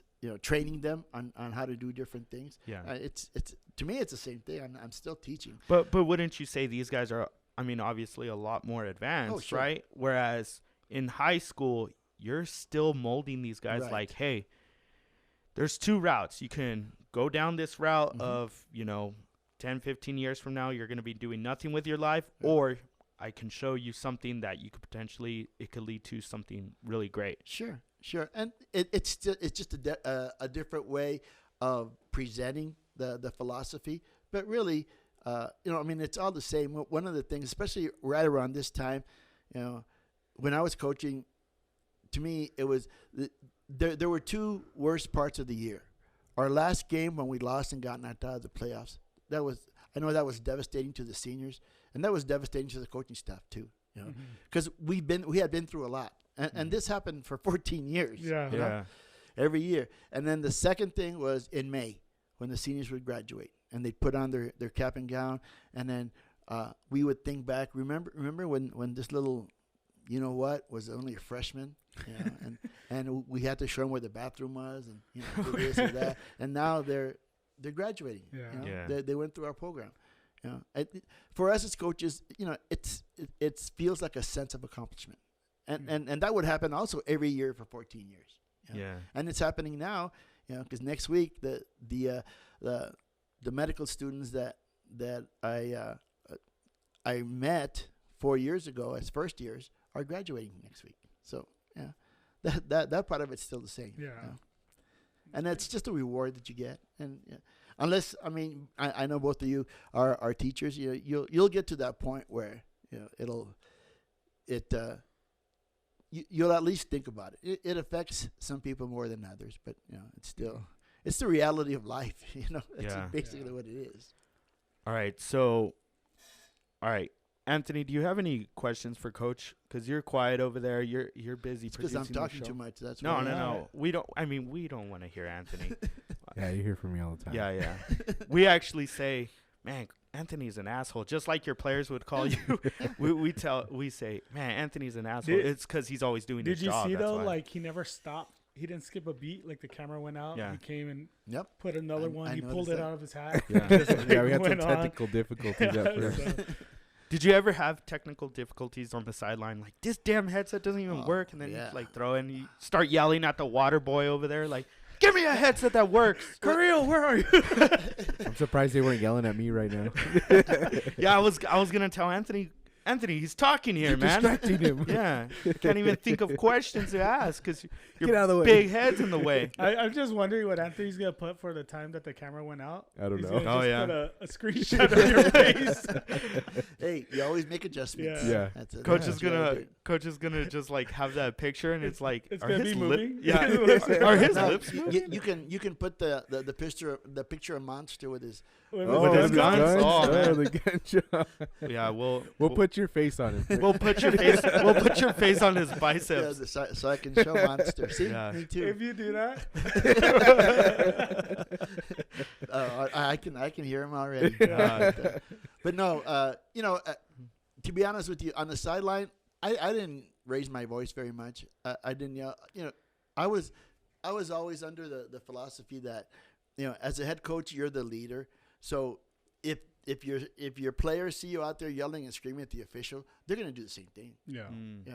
So I had Coach Anderson sometimes would Yeah. lose. I would lose remember control. Coach Anderson. And I'd have to losing tell it. him, you know, calm down a bit, because then they'd get the kids riled up, and Yeah. then we'd have, all hell You know, would break loose. did you learn that from Coach Brooks? Because you From said Coach Brooks? you said that Coach Brooks, all he had to give you was that look, and then okay. Exactly. Okay. You know what? Exactly. But- Coach Brooks at Canoteo is the same way. No, well, not necessarily. Well, Because, you like, know. okay, we've covered a few Canoteo games, Yeah. and we've seen Coach Scott Brooks, Yeah.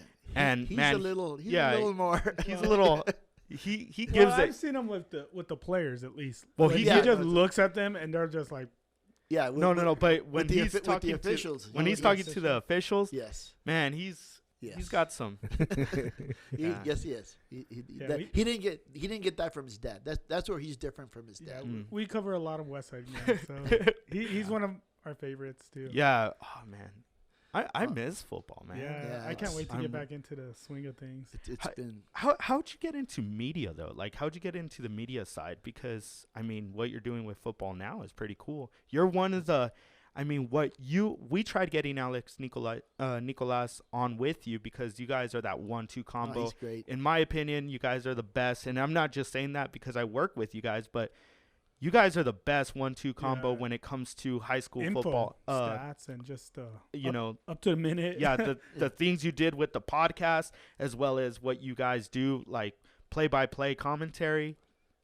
It's awesome. Yeah. But- No. Alex gets all the credit for that. I just show up with my with my headset and plug in, and that's that. No, that's no, about but it. He does you're everything being else. you're being humble because what people don't realize, Alex has all the information in the world, right? definitely. Like I have these little notes right here. Alex has him in his head. But the job of what you are doing is you got to get in and out. Right. Like, we could all have that knowledge. We know you're a football coach. We know you know what you're talking about.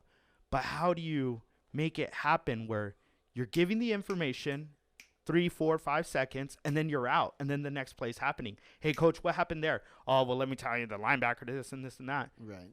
How hard is that? Well, that comes from years of breaking down film, because what we would do is we break down film 2 people at a time, one person writing, one person talking. So I was the one who would be doing the talking. So we'd watch film, and, one of our other coaches, usually it's Coach Romero, but it could be somebody else. They're writing it down. So I'm saying, I'm giving the formation to him so he can write it down. He's not watching the video. He's just doing the. Coach had one of those courtroom. So that's how we started to figure out, formations, and it's something that actually, Scott Grantham taught me a lot about that, because in sitting down and watching film with him, there's certain things that pop into his mind first, as far as secondary and coverage and things like that. Usually it would be safeties, but for him, he was looking at linebackers. Yeah, which is the right thing to do, because we were spreading them out. So we want to see how many are in the box and where that linebacker is. But anyway, Steve Hill did. Steve Hill, like I said, he interviewed me a couple of times. He would. For the West Side Bowl, he'd go over, he'd call me up. He said, "Can I come over, Coach?" And he'd go over to Franklin, and we talk about the West Side Bowl and preview and things like that when he was with Carroll. And then so after I retired, he called Coach Kaplowitz, actually Steve Kaplowitz, and Steve Hill called me up and said, "Hey, you wanna? We have a spot for you if you want to do football Friday nights."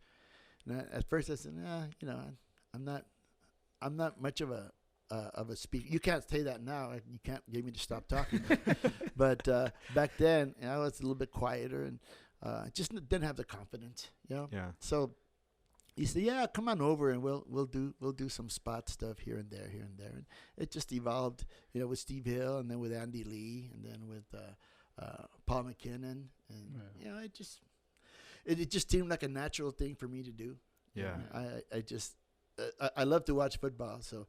I mean, I always tell this to Alex. On Friday, on Sundays for NFL, I have to watch by myself. Nobody wants to watch with me because I'm always breaking everything down, and they don't want to hear it. They don't want to hear what the linebacker did, and during an NFL game. So okay, who are you? Are you Collinsworth? Are you Aikman or Romo? Yeah, I to be honest with you, I don't pay much attention to that. I'm more concentrated. He's like, I watch the game on mute. I have no clue what you're talking about. Sometimes I do, because that's what we used to do. We never had sound when we were breaking down film. It's just watch. But it's like anything else. If you do it long enough, then you get comfortable with it, and you get pretty good at it. And that's what I do now with Alex. He takes care of all the stats and all the stories and everything, and I'm figuring out where that safety's going. I love to call Eastlake, because the offensive coordinator of Eastlake, he's so open-minded about things, and Coach Torres at Pebble Hills too. They're those young minds that. They open up the offense, and they you could tell they actually concentrate on what they're going to do for that game plan and who they're going to pick on. As opposed to back in the old days, or like Austin, that they're just going to run it down your face. There's not really a whole lot of planning going on there. So what were you going to say? Oh, I was just going to say, I remember the first time I met Coach at KROD, I opened the door for him. They used to knock on hey, Coach Grijalva's out there, let him in. And I was at KLEQ at the time. I'm like, oh man, Coach, I started. I need. And then when we started working with Mondo and Coach was there, I was like, it's just funny how we cross paths down the line. It's still. I thought you were gonna say I ordered a pizza, and then they say, "Hey, go get the door," and then you're like, "Oh, the pizza's here," and then it's Coach, and you're like, "Oh man, I guess I'll let you in, whatever." Yeah, but that's how it first started. I just didn't like the concept when Steve Kaplowitz said, because I used to be on the field. When I first started, they put me out there on the field. And that was fine. He said, we want you to be in the studio. And, I mean, it was nice having the conversations, but, surrounded by four walls on a Friday night when there's football out there. Yeah. He's like, I don't want to be surrounded by dudes and by dudes talking about football. Like, I want to be out there seeing Smell the the game. grass. So, smell the grass. Yeah, He's like Les Miles eating the grass.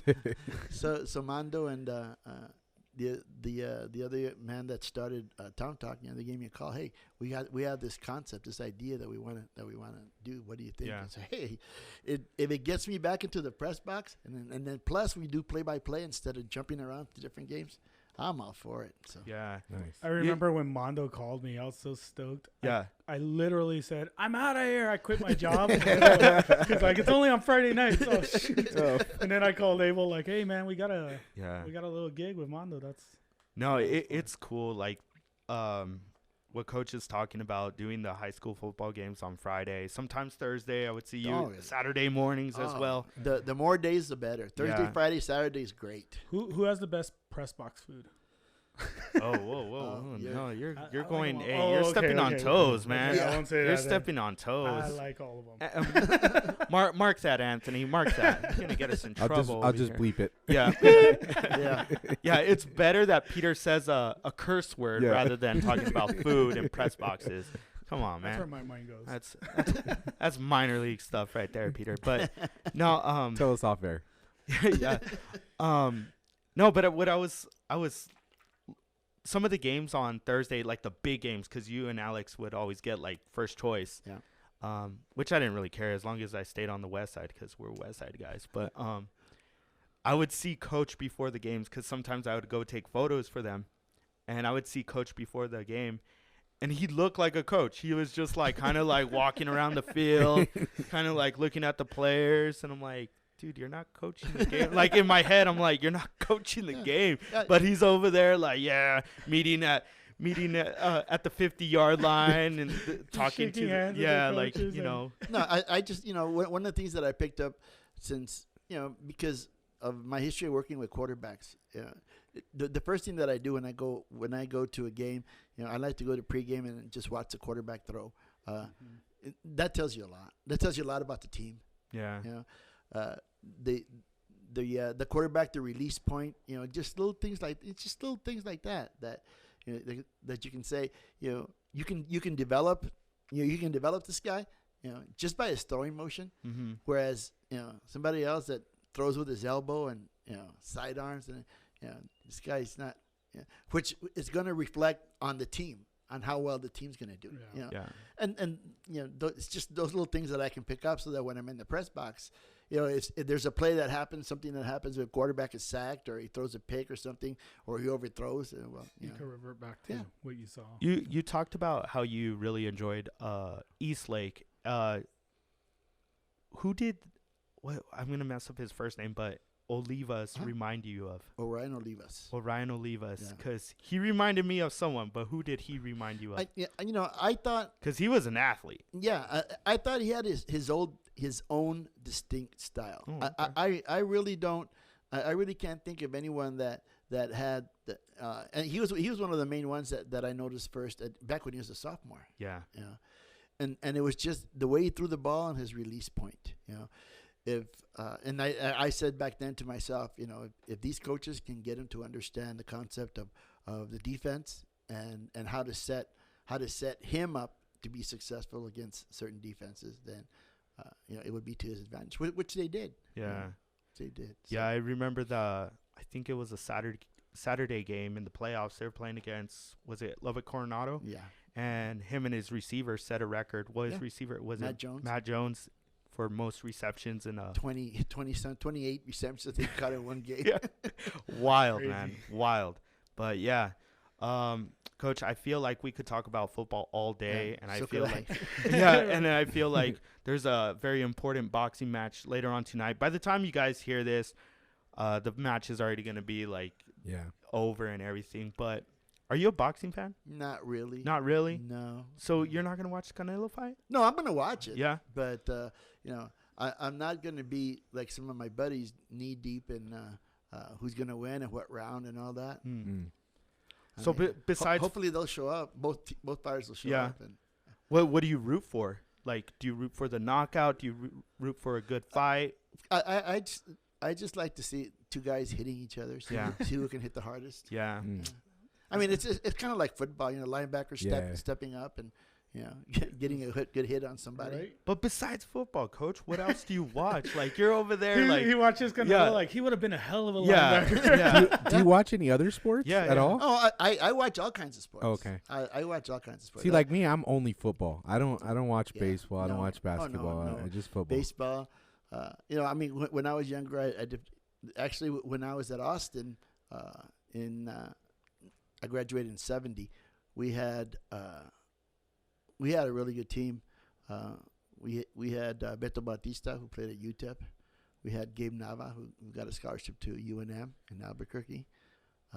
Jethro Hills. I mean, the team was solid, and we lost by 2 points. But that's what I really wanted to do, was coach basketball. But I got sort of, I mean, still coaching, but I got sort of turned towards football. I had mentioned this to Sean, one of our guests, earlier in the week, but my dad, he went to Coronado, and he told me that Coach Don Brooks was actually a wrestling coach when he first started off, and he had a few state champions in wrestling. He's like, he had Gilbert Terrazas, and then I can't think of the other guy, but my dad was like, did you know Coach Brooks was a wrestling coach? And I was like, really? And he's like, yeah, he was a wrestling coach. I was like, oh man, that's interesting. Because you think of him as this legendary football coach, and then it turns out that he got his start, doing wrestling. And well, I mean, back then, when things were just, programs were starting off, and what they would do is they would hire, and maybe they still do that today. If there's a sport that maybe didn't have a coach, retired or quit or something, the first thing they'll do is they'll ask somebody else on campus that be interested in coaching those sports to have two sports. And I mean, there was when I started at Franklin, I coached football and track with Coach Anderson. I didn't know a damn thing about track, but You'd see someone running like, that's a receiver. I coached a high jumper that jumped 6'10" or 6'11". I got a cramp, something like that. And Anthony went on to BYU, and I mean, I had no idea what the hell he was doing. I just knew he jumped high, and I got credit for it. So I was like, hey, that's fine. Your name's on the banner. Yeah. He's like, yeah, he got to start with me. I showed him everything. He knows. All right, Coach, what are you playing in your locker room before a big game? What music are you playing? You know what, to be honest with you? Don't worry about your players. No, well, the reason I was going to say is, and this started back when I was at Lincoln. I told my players on Saturday morning, when they report at 9:30, to take those damn headphones off. I don't want to see any. Well, there were no phones with any whatever they call the CDs and all that stuff. CD players. You leave those in the car. You leave them at home because you're not bringing them in here. Your job, once you cross this line where the door is to concentrate on what you're doing, what you're going to do at the game. Yeah, that was just my philosophy. Listen to your heartbeat. Listen to your heart. If you have any questions about anything, I mean, we would have pregame meetings before we got on the bus at Franklin, because I mean, at Franklin, when I was at Franklin, we didn't have a home game. Yeah, that's right. So mark that. Coach does not like music. No music. No, I love he music. hates music. I have 1,000 songs on my phone right now. 1,000. But they're old songs. You wouldn't have any idea what we would know. We weren't allowed to touch the radio. I heard you when you had that Selena discussion. Oh yeah. Well, my dad, he would always say, the day you get a car is the day you could listen whatever you want. But when you're in my car, you're gonna listen what I want to hear. What's funny, now I have obviously my car, and it's like I listen to the same stuff my dad made me listen to. See, Yeah. there it goes. Yeah, no. At when I was at Franklin, I'd let them put the music on, but I had no preference.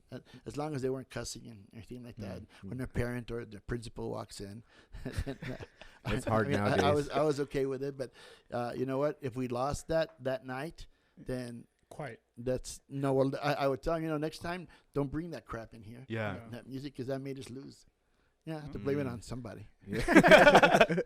Cardi I was B. trying to convince him. that that's not the way to get into a frame of mind for a game. Yeah. But then Yeah. again, I'm old school, so Yeah. You got that It Gandhi mentality over there. it doesn't work that doesn't work anymore. So you have to give and take now. Yeah. That's it. Nah, that's So I know you got NFL players doing TikTok dances Yeah, and Yeah, stuff yeah, on yeah. the field, and I it's know. like, what the? How the hell do you get ready for a game when and the same thing with basketball? You look at basketball players right now, they must spend 3 hours on their damn hair. When do they have time to Yeah. prepare for a game? You Yep. know, I'm going, God, dang, I don't know. It's a different world, and so I'm just. so again, coach, why'd you retire? You retired when cell phones were becoming more. Yeah. Huh? It was just He's like, what is this iPhone? Oh, I'm gonna retire. Yep. No, that's I don't blame him. it's like, and you could catch coach on on an app. no. I don't blame him. I think kids are different now. Oh, too. they're definitely sheesh. different. Oh man, I could tell you some stories. When I was at Alamo, I had my own paddle. Okay, Oh. and it's in the it's in Segundo Barrio, so it's only one parent, and usually it's the mother. And when they had trouble disciplining their kids, they would bring them to me in the coach's office and tell me in Spanish, this guy, I'm not in such nice words, but this guy didn't do his homework, or he Yeah. didn't wash the dishes or something. He deserves 3 swats. Okay, so I go get my paddle. Oh man. Okay, Man. so I never had a problem over there. Yeah. Yeah. No, hell no. Never. He's 'Cause like, they Go run a mile. Nobody would talk about it. they got it when they were at school. They'd go home, and the mother would bring them back. So I was fine. Yeah, and from that point to my last couple of years at Franklin, where the saggy You couldn't paddle kids. well, not that, the saggy pants, Oh yeah. the sunglasses, all that stuff. No, it's Yeah, this it's a ain't change. gonna work. This ain't Yeah. gonna work. Well, for me, it wasn't gonna work. I mean, I'm sure Yeah. it must work somewhere, and it's fine. But like I said, it's that old school in me where I learned to do things the way that I learned, and I always thought that was the right way to do it. mhm. Yeah. So Yeah. That's crazy. All right, coach. You talked about, we had this debate of Selena and J-Lo.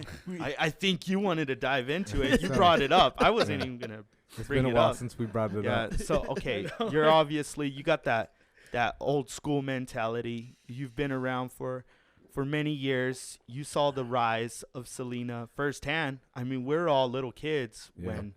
So, what is your opinion about Selena? yeah.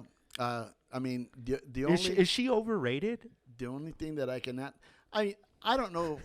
I don't see it as far. I know what you all were talking about. I don't see it in that light. To me, I see it in the light where those were the days when, in my younger days, when we used to have parties and dance and have a good time, and that's the type of music that was being played.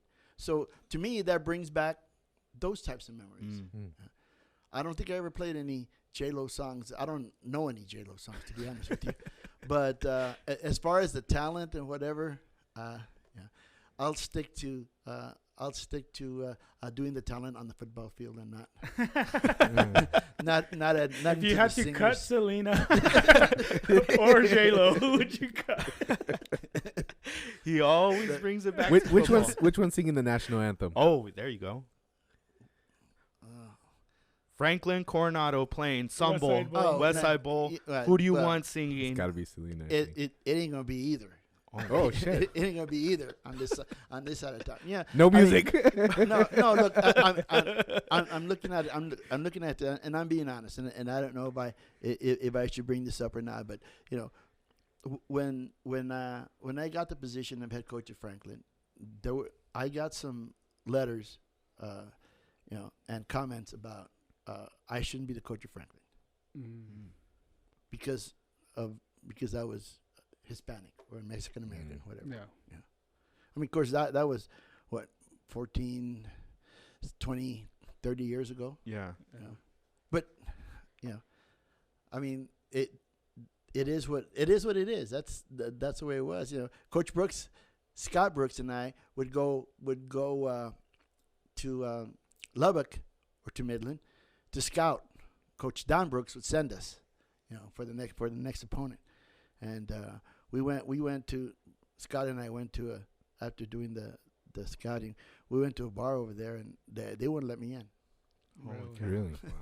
So I mean, those are the kind of things that those were my experiences. Yeah.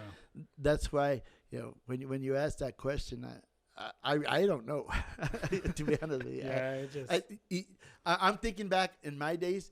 It doesn't matter if I picked either one. I'd be in trouble. Yeah. I mean, there'd be people saying things about it. So I just steer clear of that. Did you ever feel that you had to change who you were as a person because of the situation that you were in? Sure. Yeah, definitely. Even when I first went to Franklin, when we found out that Coach Henry was retiring, so the rest of us got together as a staff, says, okay, you know what? Somebody's going to have to apply because we don't want to bring somebody else in. This is after Coach Henry. And, so we said, well, I was the defensive coordinator, and Coach Orellis was the offensive coordinator. So one of us should apply. And at that time, I said, I don't have a chance in the world. I don't have a chance in the world. I'm not going to embarrass myself by putting my application in there, and having the disappointment of being rejected. I didn't. I didn't feel confident enough that I didn't want to go through that. I really didn't. What ultimately pushed you over to take that chance? The principal called me in and say, I hear you're not going to apply. And I said, no, I don't. There were more qualified applicants, maybe not at Franklin, but throughout the city that would love that job. Yeah. Mm-hmm. That are gonna jump at it. And there were. I was just fortunate enough to get the position, but it all worked out. Did you feel like there was a chip on your shoulder the whole time you were there, though? Because I bring this up because what you're telling me right now, but also, you talked about that disappointing season, your last season. right. But did you always feel like you had to prove yourself? Like, I can't have losing seasons. I have to prove myself here. Well, Abel, it's not. I don't see it as proving myself. I see it as giving my players a chance to be successful. Yeah.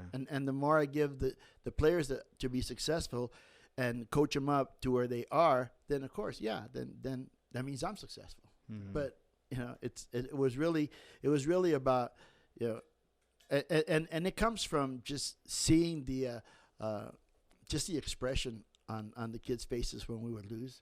Yeah. Because again, if you're competitive and you're put in that situation, you know it's going to end. You're not gonna end up carrying the trophy. Mm-hmm. I'm talking about as far as state. So it's going to end at some point. Yeah. But still, for all the to quote the saying, for all the blood, sweat, and tears that these kids did for 4 years, the seniors, they deserve something better. Yeah. And I mean, I'm not worried too much about those that don't make it through the season, or just don't have the determination to do that. But again, that's just my old school way of thinking. I don't think you can do that right now. Yeah. What's up? No. You keep on looking at me with those big old brown eyes over there. You're like, No. nah. So I don't know. Anthony, any last questions for Coach? Because I mean, we've been talking for a couple of hours now, and I feel like Coach needs to go. I mean, I don't have any really questions, but I mean, I want to thank you. I never played for you or anything, but I mean, coaches are definitely a fundamental. I think it helped me a lot growing up too. So I'm sure you have tons of kids that are very thankful for everything you did. So Yeah, well, thank you. Yeah, I do, and that's what I look forward to the most is seeing my players now, and in fact, I still have some of my ex players, and most of the ones are from Lincoln that still call me up to go have a beer, and I did that once, and I never bought a beer, never bought a shot. And I don't remember getting home. And I said, that's the last time that I do that. So. Yeah, I was just about to ask him what's the go-to beer, but after hearing that, we'll just say okay. Yeah. Peter, any last words for Coach? No. I just want to thank you as well. Thanks for having me, guys. It's always fun to get you in, and then we go down memory lane and just pick your brain. Where are some places? I know you do high school football. Where could people find you? Do you have anywhere that you post football stuff or anything like that? Not right now. No, really not. No. Like I said, Mondo asked me one time about Twitter, and that I don't. I really don't get into. I mean, I have a Facebook page, but other than that, I really don't get into that part. That part of it. I usually rely on Alex to post that. That kind of stuff. So, yeah. Well, what are you looking forward to this coming season? I'm looking forward to see what adjustments. I'm not talking about the coaches in general. All coaches at the varsity level. What kind of adjustments they've made from this disaster season that just passed, and I think that's this is where you're going to see really the cream of the crop coming up. The one situation that's different, in college, if you were a senior last year, you regained that year of eligibility. Okay? Yeah. For these high school kids, they don't get that chance. Yeah. So now the challenge is for the coaches to find these new sophomores and sophomores to be and juniors to be, and how are they going to help our program? Because really, it's just like rebuilding it again. Yeah. So I look forward to seeing what programs out there are going to take that stride. Yeah, for sure. All right, Coach. Well, we're gonna go ahead and let you go. We want to thank you one more time for coming in. We look forward to the season coming up, and when the season does come up, we need to get you back in studio so you can definitely tell us who are the teams to look out for, and I'll come back at any time. As you can see after this 2.5-hour session, you get me talking about football, and oh man, I'm not. Now I'm just not gonna stop. Yeah, now I'm just thinking I'm glad Alex didn't come in, because that would have been another 2.5 hours. That's right. Yeah, we would have missed the Canelo fight. Right. No, but again, thank you for coming in, guys. Thanks for having me. Real quick before we leave, I think I'd get in trouble if I don't say Happy Mother's Day. Mother's Day's coming up, so I know the episode will be out after Mother's Day, but so you definitely want to get it out there. Yeah, because I'll be in trouble if I don't. So good job. Happy Mother's Day. Always looking out. Looking out. Well, Coach, thank you for coming in. We're gonna take a break, and then we'll be back. All right, guys, we're back from our break, and then we have a special guest over here. We're actually trying out some new technology in the studio. Anthony, what are we doing over here? What are we doing on your end? We got a Zoom going, but I got it going through the board that I have, so it's just a lot of putting cables together, trying to figure out what's going to work. So it looks like it's working. Yeah, it looks like it's working. So far, so good. But we actually have a very special guest, one of our buddies, one of our fans, one of the most important people in the state of Texas, Sean Razloznik. How are you doing over there, bud? Good. You're playing it up though. That last one is way off base. It's off base. What do you mean it's off base? Definitely not very important in the state of Texas. Yeah, you are, man. Dude, you're at one of the biggest schools here in the state of Texas. One of the most prestigious football schools. All right, let's introduce you. You're coaching at Southlake Carroll, right? Southlake Carroll Dragons. Yep. This is a team that went 12-2 this year, 6-0 in district. Big powerhouse in the state of Texas. How are you doing, man? I'm doing well, man. Just, started spring ball about a week ago, so we're kind of hitting the ground running again. It kind of feels like we never really got any time off, or we just got done playing barely since the season was pushed back. So kind of feel picking up right where we left off and keeping it rolling. Yeah, I think you guys finished your season like in January, right?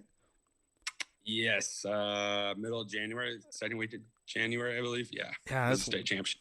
Yeah, that's wild, man. That's wild because that's like kind of like a college football schedule that you guys had this year, and then with everything, the whole pandemic, and just having to go through all those, those loops and stuff. How was that this year? Yeah, so obviously, at the beginning of it, you're pretty much, stepping on eggshells, not really knowing what's going to happen, and you have all these protocols in place, and it had its ups and downs. We had a game that was supposed to be nationally televised on ESPN that had to get canceled because we had too many kids out. We had COVID in our program, and so had to take a step back and cancel that game. And we're luckily able to keep it relatively healthy for the rest of the year. And then, we had Coach Dodge come down with COVID when we played Dunkerville in the state semifinals. So it definitely affected us, as I'm sure it did a lot of other programs in the state and around the country. So pretty weird. Kind of glad that things are kind of getting back to normal a little bit around here, and seems to be trending in the right direction. Yeah.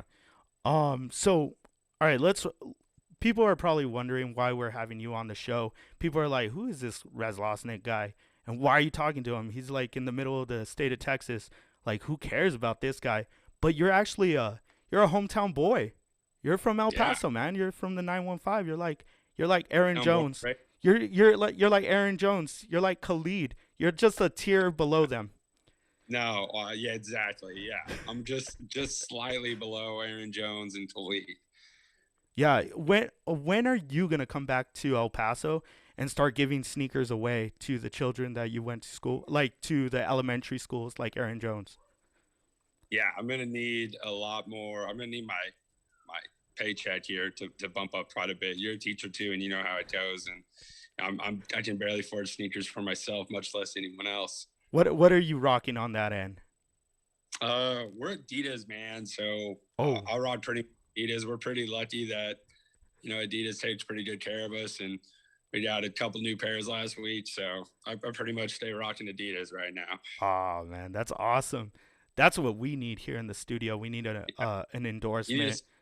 I think we're just sponsored by like Russell Athletics or something like that. That would probably be our first sponsorship here on the show. But no, man. So you're an El Paso boy. Let's run through your resume really quick, because I know that you were coaching here in the borderland. I believe you're at El Dorado, right? I was at El Paso Isleta we were there for 4 years. Okay. That's where I started. Then was at El Dorado for 1 year. Then came out here to the Metroplex, was at Mansfield Summit for 3 years. And then this past year, I've been at Southlake Carroll. No, that's wild, man. So you were at Mansfield Summit, and then you made the jump to Southlake Carroll. And then your first year at this powerhouse, the freaking pandemic, man. Did you feel like you were like in an episode of Black Mirror at any point? It was kind of weird, man. I mean, to be honest, I think the pandemic kind of helped me get the job. I had actually interviewed before, and so kind of got to know Coach Dodge and Coach Munn, our defense coordinator, Coach Lee Munn out here. And when the pandemic hit, there wasn't much to do, and as football coaches, you kind of got together and, started reaching out to people you knew to talk ball. And I started talking some football with our defensive coordinator, and kind of taught and led me to getting the job over here. So, I kind of looked at that as a bright spot of the pandemic that came along with all the negative stuff going on with it as well. Yeah. But anyways, Sean, I mean, we could talk about your career and everything, but one of the things, a part of your career was that you played at Coronado High School, and unfortunately last week, the legendary Don Brooks passed away.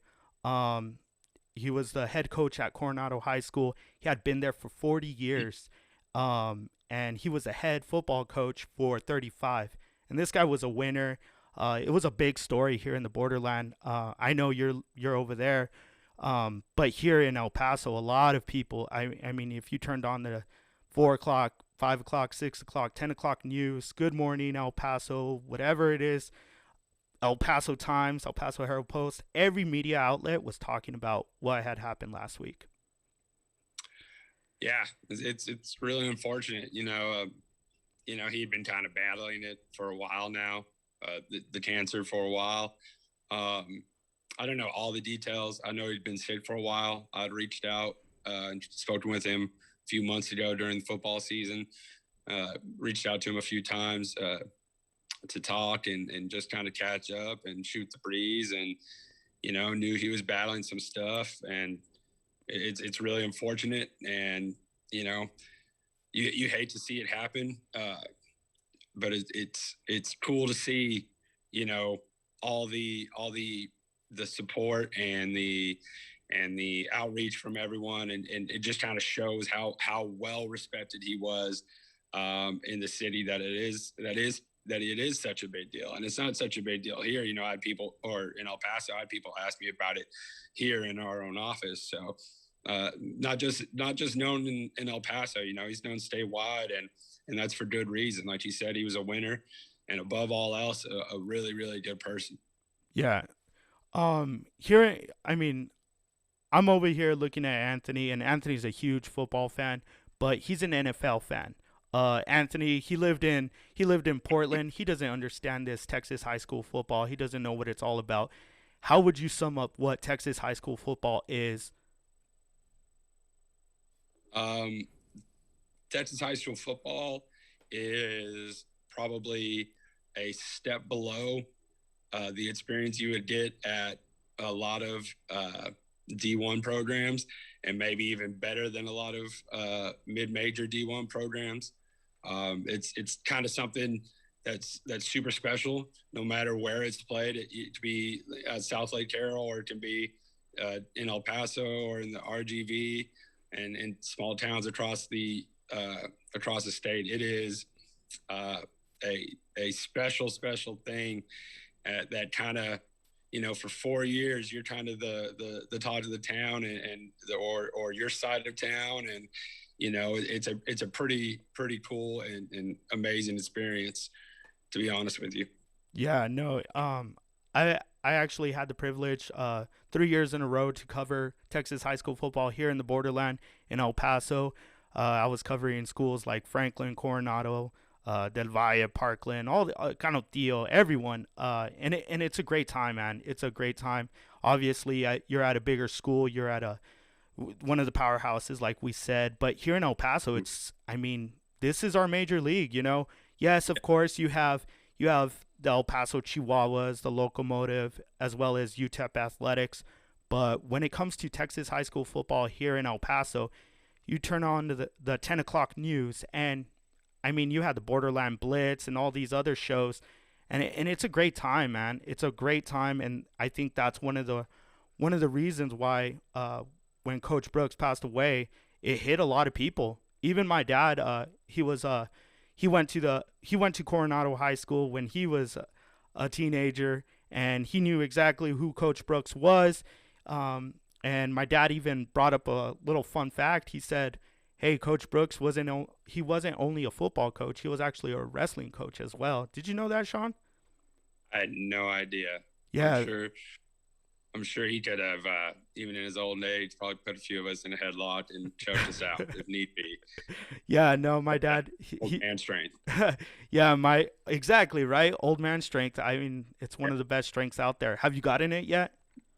No, I'm well on my way. Yeah, I'm well on my. What are your strengths, Sean? My strengths. Yeah. Are about. Hopefully one of my strengths is coaching football, but don't have any old man strength yet. I can do quite a few 12-ounce curls, 16-ounce curls if I'm feeling really tough. Oh, okay. But that's about. Oh man, dang! You're gonna have to challenge our buddy Peter over here. No. That's awesome, man. But anyways, I wanted to ask you, what year did you play at Coronado, and what was it like to play under the legendary Coach Brooks? I played at Coronado, I believe, from 04 to 07. So, yeah, 07 was my last year, so 04 to 07. Playing for Coach Brooks was special. You kind of knew in the moment who you were playing for. You kind of realize, everyone's kind of talking about him now as a legend, but you kind of understood that you were playing for a living legend when you were at Coronado. He coached both my uncles. He was the head coach when my dad was in high school at Irvin High School. And my mom went there, my brother went there, and the entire part of my family and a lot of my friends' families too that went to high school, all they knew was Coach Brooks. So kind of even before you got there, you had these stories about Coach Brooks and, how awesome or how hard-nosed he was or what he made some kid do one day or, and you kind of knew it. You were kind of living in the midst of a living legend. Are you still there? I think. Yeah. No, we're here. Yeah. So, and I was kind of privileged he obviously was my head coach, but he was also my position coach. So I got to spend a lot of time with him, and, he was a tough dude, and he wasn't going to accept anything except toughness from you. But I think, at the end of the day, he understood what a lot of coaches, don't understand, or maybe don't understand until a lot later in life, that, it's about relationships with your players more than it is about X's and O's and out steaming everyone. And, he was really, really good at, providing some tough love, but, no matter how tough he was, you knew exactly how he felt about you, and you knew he cared for you. And I think that's what kind of made him so successful. And because it's hard to win, man. It's hard to win for 35 years, 40 years, however long it was he did it. And you don't do it by just out steaming everyone. You got to create relationships with people, and that's what he did. And we all knew he cared for us, and we cared for him in return. And it's hard for me to say that coaches or players play for coaches a lot of the time. Kids play for themselves or whatever reasons they may be. But I know for me and a lot of my buddies, we played for Coach Brooks, and we wanted to win for Coach Brooks. And it's kind of like a father in the sense that you'd rather him be really, really pissed off at you than disappointed. When he told you he was disappointed in you, that's when it was real bad. Yeah. Going back to that team that you guys had, I mean, the 4 years you were there at Coronado, you guys had some good squads. I know a little before you got there, Coronado had its roller coaster up and down seasons and stuff. But I actually remember the team that you guys had. You guys had a lot of talent at running back, quarterback. You guys had the receivers. And I mean, you guys were good on both ends, offense and defense. What kind of motivation did that have? Like, hey, man, like this is a special team, and maybe we can make a pretty deep playoff run. I mean, that's always the goal, of course. But knowing that the talent you guys had, as well as a coach like, Coach Brooks, I mean, how did he kind of control all of you guys? Because I know a few of you, and you guys were crazy. Yeah, man. To be honest with you, when our freshmen and sophomore, the varsity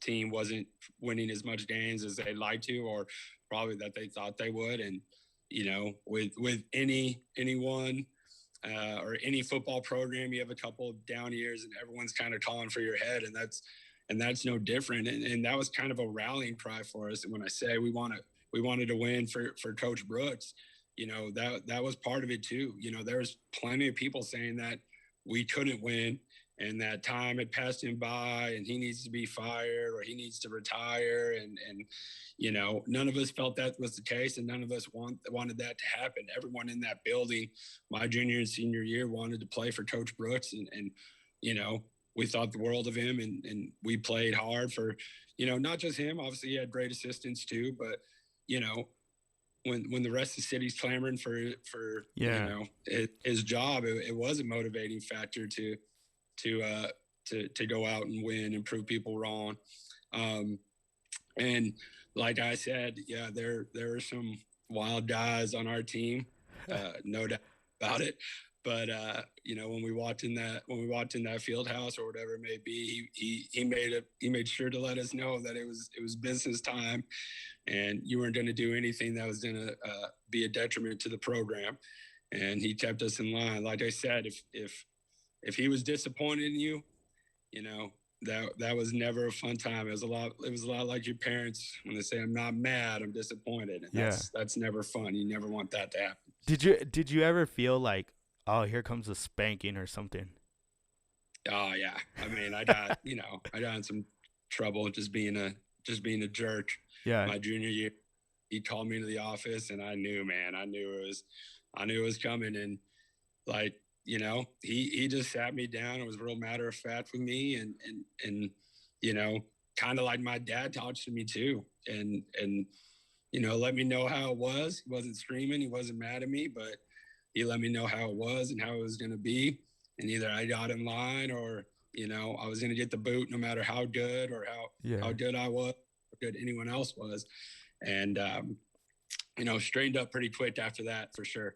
Who was the tweeter on what's his name from Varsity Blues? Tweeter? Yeah. Yeah. Who was the tweeter on the team? Who was the tweeter on the team? Yeah. Cameron Trotter was probably the closest thing to tweeter. Who was our quarterback also. Yeah. So okay, how does Brooks handle that though? I mean, he's your starting quarterback. He's the face of the team, but I mean, you could chew his butt out a lot, but at the end of the day, he's the guy under center.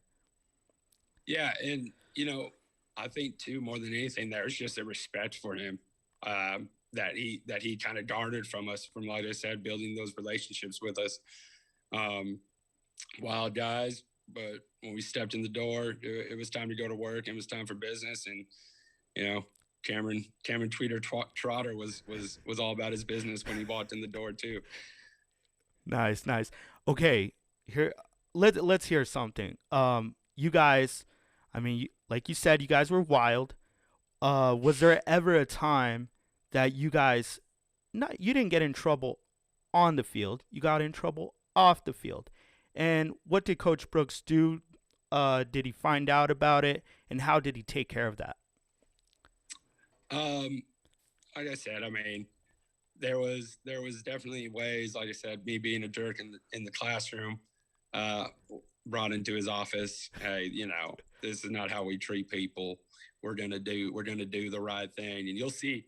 I'm sure if you haven't seen it on Twitter yet, but people saying "do the right thing" is a Coach Brooks-ism, and that was always his thing: is do the right thing, do the right thing, do the right thing, and he would hammer that home with us.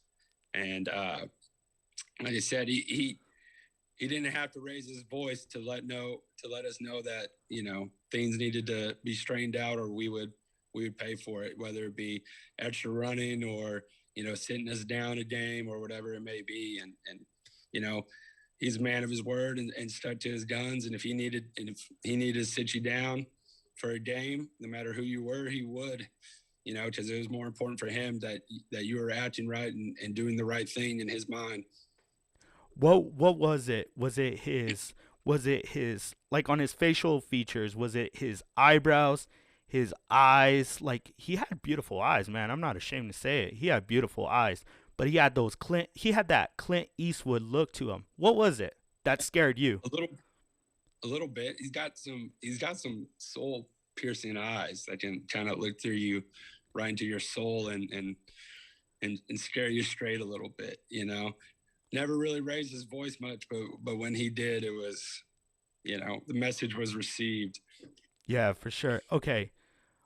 Sean, you're obviously coaching now. What are some of the things that you have taken away from Coach, and how are you now sending the message to your players nowadays?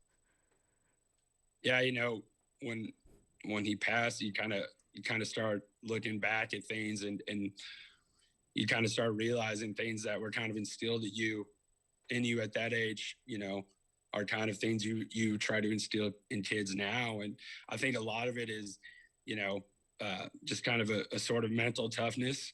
You know, I'm not a big complainer. I don't like to hear complaints. We're here to get the job done. But at the same time, like I said earlier, what some coaches don't understand right off the bat, that it's about relationship building. You know, Coach Brooks could chew me, and I knew that he still loved me at the end of the day, and he'd come give me a pat on the back at the end of the day, and he had that. He was able to be stern with me and all the others because we knew he loved us. There was a mutual respect there that was garnered through time put into building a natural relationship and showing us that he actually cared for us. and that's a lot of what, you know, here at Southlake and some other programs I've been at is a huge deal. You know, before X's and O's, it's about, you know, building relationships and making sure that we know, that the kids know that we love them and we're going to be tough on them. But at the end of the day, we got their back and we're here for them, for whatever they may need. Yeah. You know, you being a coach, you being a mentor. Oh, Anthony, I think, did we get what is that? Yeah, just love it. What is that? Did we just get a little notification? Okay, here we go. Sorry about that. But anyways, you being a coach, you being a mentor now, how rewarding is it, man? How good is the feeling? Like we were talking about, some of the impact that Coach made on your life, but now, I mean, now you're an adult. You're in your 30s. You almost have that old man strength. Let's talk a little bit about you. How do you feel being an educator nowadays, and how great is the feeling of just, you know, making an impact in young children's lives? Yeah, you know, I think back to part of the reason that I'm in coaching right now. A huge part of that is Coach Brooks and a lot of the other coaches I had that kind of molded me. And I go, you know, I drive to work, and oftentimes it may sound cliche, but I think about how lucky I am and how awesome it is that I'm getting to do this for a living. And you know, I go home oftentimes, especially after football, you know, at 8:00, 8:30, go home and watch practice film and get to bed at 10:30 and wake up at 5 and do it all over again. But I wake up and I go to bed feeling fulfilled, yeah, and content and happy with my life. And so I owe a lot of that, you know, to Coach Brooks, because, you know, if it wasn't for him, if it was for someone else who may not have had quite the impact that he did on my life, I don't know if I'd be doing what I am right now. And being happy and content is a pretty good life in my eyes. All right, Sean. Well, we're gonna have Coach Grijalva on the show this weekend. Actually, we're gonna put this little segment right after we talk with Coach Grijalva. Any words for Coach Grijalva that you have for him? Hey, he probably doesn't remember me, but I'm sure he does. He's look, welcome. look. I'll tell he you can this, thank Sean. us. I'm sure he does, because I actually worked with him. Because like I do media and stuff for like here in El Paso, and he does a lot of the high school football. And dude, he remembers a lot of people. Shit, I didn't even think he remembered me. I didn't even play freaking football, and he knew who the hell I was. He remembers you from the Lincoln Warrior days, man. Probably. You know what? Here's a funny story. I remember, and this is kind of like a sour note, but I remember we got our butts kicked against Ornado that 8th grade year. Yeah. And then he gave us that little pep talk saying, like, you know what, guys, like, some of you guys are going to be coming over here, this and this and that. But I was like, son of a gun, man. I couldn't get those tears out of my eyes, because for me, I knew that was the last time I was going to be on a football field. You, on the other hand, you're like 6'4". I mean, I'm 5 foot. I'm 5'1", man. I'm a 5'1" Mexican. I run a 40 in 5.8 seconds. So there was no hope for me. You, on the other hand, you were like El Paso's version of J.J. Watt. You know, like I said, big old white dude with guns. You have that old man strength, even though you weren't an old man. So, I mean, there was hope for you, Sean. Well, all I've got to say about Tony Grijalva is that he's very welcome for us giving him his retirement gift in the form of beating the T-Birds one last time before he retired. That was out of the kindness of our hearts. Oh, okay. No, I mean, man, you're gonna make me bring this up. So, okay, like I said, you guys had a hell of a team. You guys were one of the top teams in the city. Yeah. How much did it hurt to lose to those Cougars? It hurt bad, man. It hurt bad. That one haunted me for some years. Yeah. I still may wake up in a cold sweat every now and then from it, but I'm slowly getting over it. You know, hopefully by 30, 35, 40, I'll be over it entirely. Jeez. All right, Sean. Really quick, when are you gonna come to El Paso and coach here in the borderland, man? The Sun City. Hey, man, you gotta start. Hey, maybe if someone wants to hire me, man, we gotta start there. If no one wants me, I can't want to go there. No. I'm asking because I mean, you're in the big time, and I'm being serious. Like, you're over there, you're doing your thing, and like, kudos to you. And like, I'm not trying to kiss your behind or anything, but there's a lot of guys that are very content with just staying here in the Sun City. I mean, it's a beautiful city. We have, I mean, like Khalid said, the women are pretty here, so you know, like, there's no reason to leave El Paso. But you, on the other hand, you chose to go, and just like another coach, Jesse Perales, he ended up going out of town. Yeah. But there's very few people that choose to leave. Would you ever come back? Is that something that you've thought about, or you like doing what you're doing right now, trying the big time, that kind of that D1 feel, like, and I'm talking about big program feel?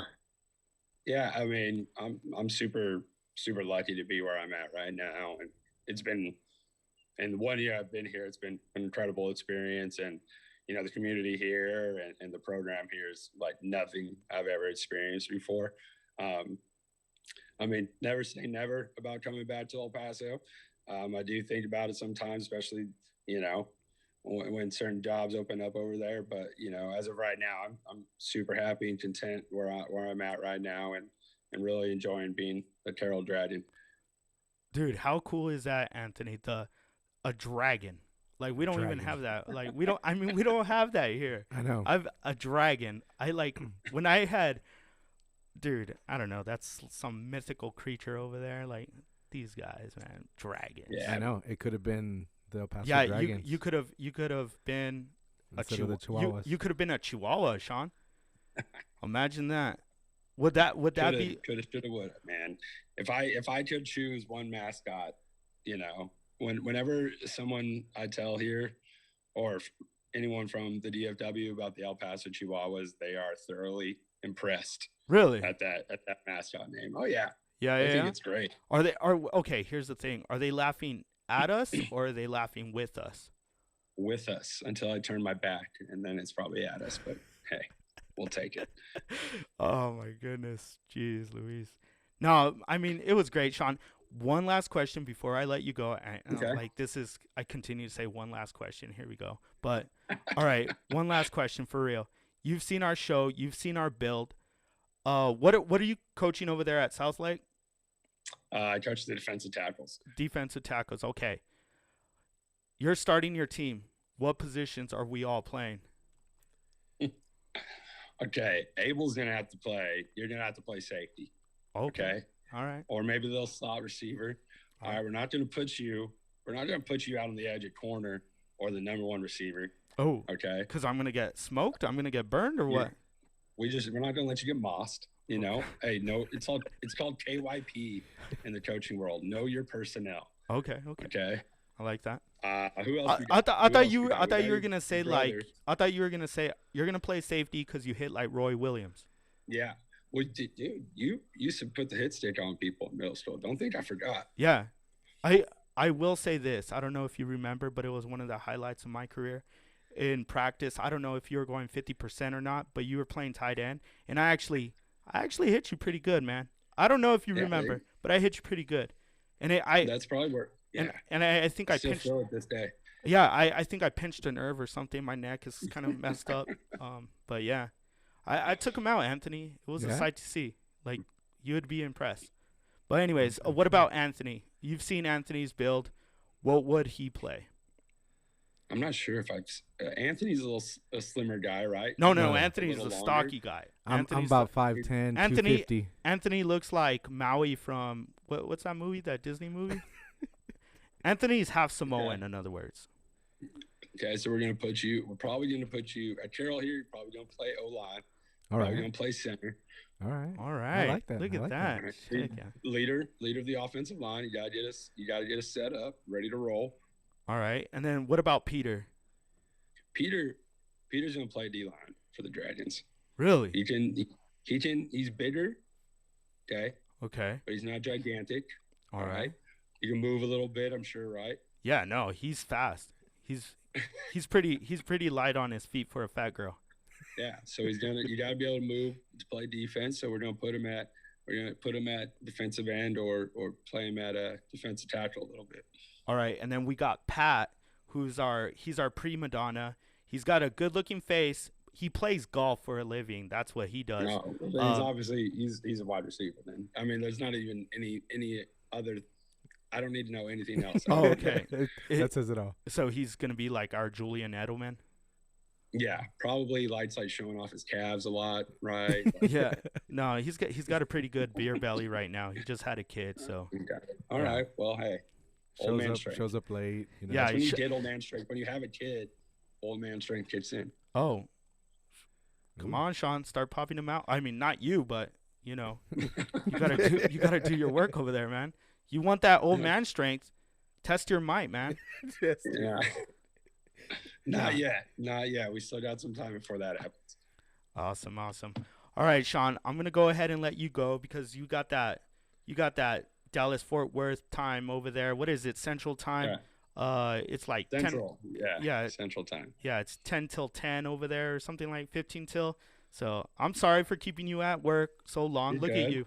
You're just looking around. I was here anyways, man. Look, you're looking around. Like, it's just a bunch of janitors there that are there right now. I mean, lock up when you're done. Yeah, they gave you the ring of keys. They're like, dude, just lock up when you're done. You know the code. Get out of here, coach.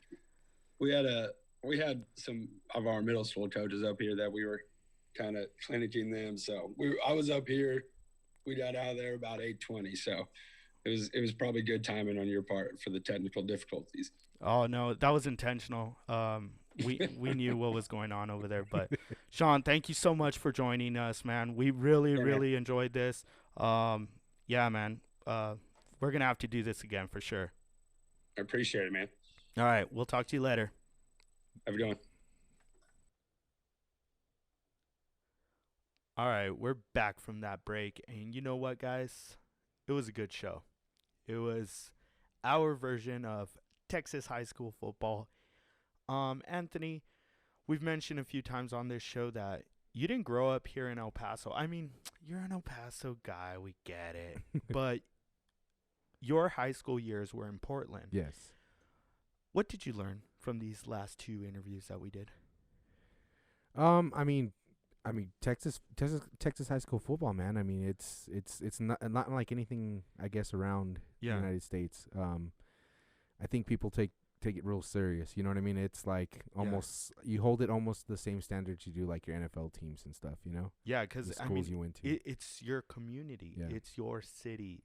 And what I like about this, what we did was we got to dive into 2 different worlds. We went into deep Texas, Eastern Texas, where it's serious. It's like a religion over there. Sean Razloznik, actually, he showed us what it was all about. He's at one of the bigger schools here in the state of Texas, Southlake, Carroll. And then we got to hear what Coach Grijalva brought to the table with what's going on here in the borderland and how it's evolved over the years and some of his heyday. And it's, I mean, but like Coach Grijalva, he also said that. He said that it's a little different once you leave the regional round. It's a little different. El Paso, Texas high school football, El Paso style is a lot different from what's going on over there. So, but it was nice. I really enjoyed both interviews. Just 2 guys, two stand-up dudes as well, you know. Yeah. Different perspective. That's what it's all about, right? But I don't know, Anthony. Any closing words? Like any last words on this show?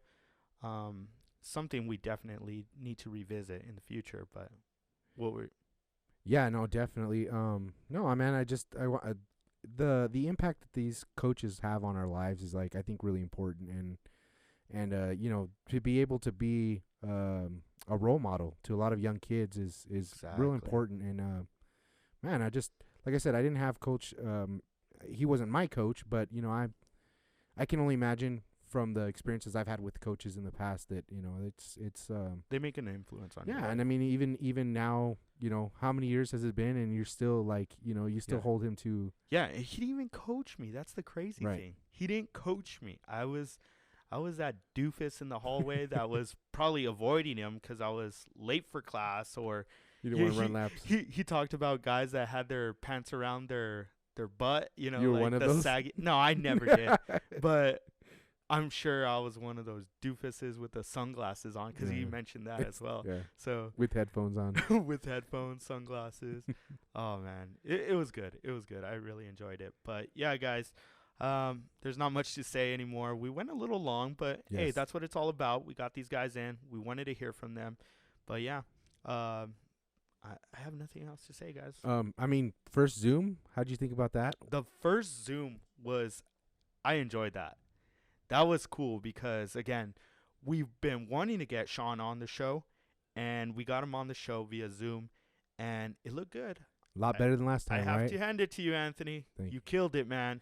The Zoom was awesome. Well, we're going to try it live later on today, right? So we'll see how that goes. Yeah, we are going to do the live. We're gonna, if you guys are listening to this, we actually did a live of the Canelo fight. I'm excited for that one. I'm really excited. Definitely. That's going to be fun. I'm going into the future. I'm going to tell you right now that Canelo won by knockout. All right? That's your prediction? That's my prediction. It probably did happen. Or he lost by knockout. I'm going to choose both sides. I can't be wrong. Cut it, Anthony. Like, you're just going to give both predictions and then I'll cut it. Exactly. I'm going to give both predictions and then I'm the Nostradamus. Little editing magic. That's what it's all about. Anyways, guys, thank you so much for listening. This was The Middle is Open. Peace.